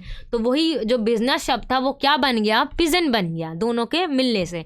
ठीक है, जिसको हम बिजनेस कह रहे थे इंग्लिश में, बाद में जब चीनियों ने उन नागरिकों ने जब उसको प्रयोग करा तो उसको क्या बना दिया, पिजन इंग्लिश कहने लगे उसको, इसलिए बिजनेस क्या बन गया, पिजन बन गया। ठीक है, और आगे चलकर क्या हुआ, इसी तरीके से अलग अलग तरीके की शब्द कह सकते हो और भाषा कह सकते हो विकसित होने लग गई। हिंदी में क्या हुआ कि अंग्रेजी का जो पिजन शब्द था हमारा जो चीनी से मिलकर बना था उसको हमने उधार ले लिया, यानी उसी को हम यूज़ करने लग गए। मुकुल प्रियदर्शनी ने यहाँ पर क्या कहा है, कभी कभी ऐसा होता है कि दो भाषा क्या होते हैं आपस में, दो भाषा के जो अलग अलग समुदाय हैं साथ में आपस में जब मिलते हैं और रहने लगते हैं तो क्या होता है, दोनों भाषाओं का मिश्रण हो जाता है, यानी वो एक दूसरे से प्रभावित होने लग जाते हैं और इससे क्या होता है, एक नई भाषा का विकास होता है। तो वही क्या होगा, दोनों के मिश्रण यानी अलग अलग शब्दों से मिलकर जो नए शब्द बनते हैं वही उसी का विकास होना शुरू हो गया था जब व्यापारी जब एक देश से दूसरे देश में जाना शुरू कर रहे थे। तो वही हमारा जो क्या बन जाता है, पिजन शब्द क्या बन जाता है, बिजनेस से बन जाता है। तो इसकी डेफिनेशन आप इसको अच्छी तरीके से एक्सप्लेन कर लिख सकते हो। आगे हम अपना जो हमारा नेक्स्ट था एसएमएस वाला उसको हम देखते हैं। एसएमएस हमारा क्या होता है, वो हमारा होता है शॉर्ट मैसेज सर्विस। इसको किसके लिए प्रयोग किया जाता है, लघु संदेश के लिए इसको प्रयोग किया जाता है। ठीक है, अपने मोबाइल से छोटे संदेश को हमें दूसरे के मोबाइल पर जब भेजना होता है तो हम इसी सेवा का प्रयोग करते हैं, यानी हम जब किसका प्रयोग करते हैं, हम एसएमएस का प्रयोग करते हैं, जहां हमें अपने मोबाइल से दूसरे के पास कोई भी संदेश भेजना है।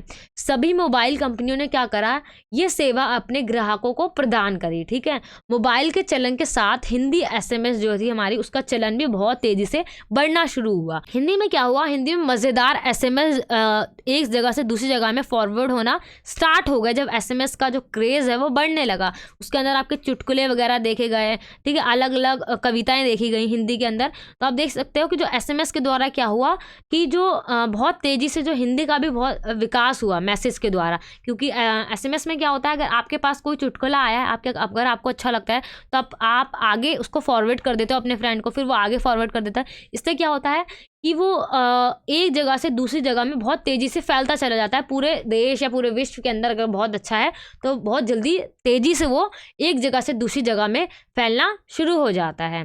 ठीक है, युवा में अधिक प्रचलित है। जो SMS है वो युवा यानी यूथ के अंदर बहुत ज़्यादा प्रचलित है। बधाई संदेश और चुटकुलों को संप्रेषित करने में भी काफ़ी ज़्यादा इसका प्रयोग किया जाता है। ठीक है, जब हमें किसी को बधाई देनी है या चुटकुले भेजने हैं तो हम SMS का प्रयोग करते हैं। क्या है, इसके अंदर फट से कोई मज़ेदार SMS अगर हमें प्राप्त होता है तो हम क्या करते हैं, उसे हम झट से किसी और को यानी अपने मित्रों या अपने रिलेटिव्स को उसको हम भेज देते हैं, यानी उसको हम फॉरवर्ड कर देते हैं। ठीक है, SMS का इतिहास हमारा क्या है, जो हमारा SMS यानी जो हमारा शॉर्ट मैसेज सर्विस है उसके अंदर क्या होता है, वो एक बहुत बड़ा जलवा है। आज के दौर में जो हमारी संचार क्रांति है उसके अंदर हमें जो सबसे ज़्यादा जो देखने को मिलता है चर्चित जो है हमारा, वो क्या है, हमारा SMS है। कई SMS कई चुटकुले हमारे क्या होते हैं, बहुत ज़्यादा फॉरवर्ड किया जाते हैं। दुनिया के किसी भी कोने में बैठे हम क्या कर सकते हैं, एक जगह से दूसरी जगह में उस संदेश को हम पहुंचा सकते हैं। अपने हमारे पास जो भी संदेश आया है उसको, उस SMS को हम बहुत जल्दी एक जगह से दूसरी जगह में हम उसको फॉरवर्ड कर सकते हैं। ब्रिटेन में ही इसका जन्म हुआ था इस SMS का, और इसकी लोकप्रियता है जो है धीरे धीरे बहुत तेज़ी से बढ़ती चली गई। दुनिया भर में करोड़ों मैसेज होते हैं जो एक जगह से दूसरी जगह में भेजे जाते हैं, फॉरवर्ड किए जाते हैं। अकेले भारत में ही क्या होता है, आम दिनों के अंदर जो नॉर्मल डेज होते हैं हमारे, उसके अंदर महीने में ऐसा होता है कि 5 करोड़ से ज़्यादा जो SMS होते हैं वो एक से दूसरी जगह पे फॉरवर्ड किया जाते हैं।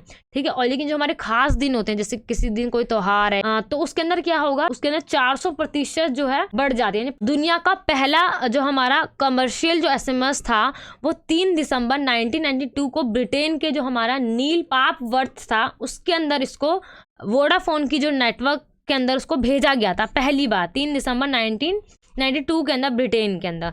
ठीक है, इसके बाद से ये बहुत ज़्यादा लोकप्रिय हो गया। हर मोबाइल कंपनी ने इस सर्विस को देना शुरू कर दिया। मोबाइल फ़ोन से निकलने वाले इस पहले SMS को इस मुकाम तक पहुंचाने में लंबा सफ़र तय किया। जो हमारा SMS जो संदेश होते हैं वो हमारा उसका जो कारोबार है वो करोड़ों अरबों रुपए के हो गए हैं, क्योंकि इसका जो प्रचलन है वो बहुत ज़्यादा बढ़ता चला जा रहा है। SMS के माध्यम से कम शब्दों में लिखने की कला जो है वो आ जाती है। हम कम से कम शब्द लिखना शुरू कर देते हैं और इसको बहुत ज़्यादा इंटरेस्टिंग बना लेते हैं। चुटकुले बनाते हैं, तुकबंदी करते हैं, शायरी करते हैं छात्र वगैरह। ठीक है, अलग अलग चीज़ों का हम निर्माण करना शुरू कर देते हैं SMS, और इतनी जल्दी फॉरवर्ड भी होना स्टार्ट हो जाते हैं। और जो हमारी SMS के अंदर जो भी हम भाषा का उपयोग करते हैं वो हमारी अब धीरे धीरे आम बोलचाल की जो भाषा है वो बनती चली जा रही है। हिंदी, पंजाबी, हरियाणा के जोक जो हैं वो रोमन में भी लिखे जाने लगे हैं। SMS की जो पूरी जो क्रिया है इतनी ज़्यादा बढ़ती चली जा रही है, लोग इसको बहुत ज़्यादा पसंद कर रहे हैं। हम कह सकते हैं उसकी भाषा बहुत ज़्यादा आसान होती है, लोग उसको आसानी से समझ जाते हैं और उसको एक जगह से दूसरी जगह फॉरवर्ड करते हैं और बहुत जल्दी पूरे विश्व के अंदर ये पूरे तरीके से फैल जाता है ये पूरा जो हमारा SMS वाला है। ठीक है, इसके अंदर हमने काफ़ी सारे इंपॉर्टेंट क्वेश्चंस को करा। आई होप ये पूरा आपको जो हिंदी भाषा और समाज है वो आपको अच्छी तरीके से सभी क्वेश्चन समझ में आ गए होंगे। अगर आपका कोई भी डाउट होता है तो आप मुझे कमेंट सेक्शन में पूछ सकते हैं। Thank you so much.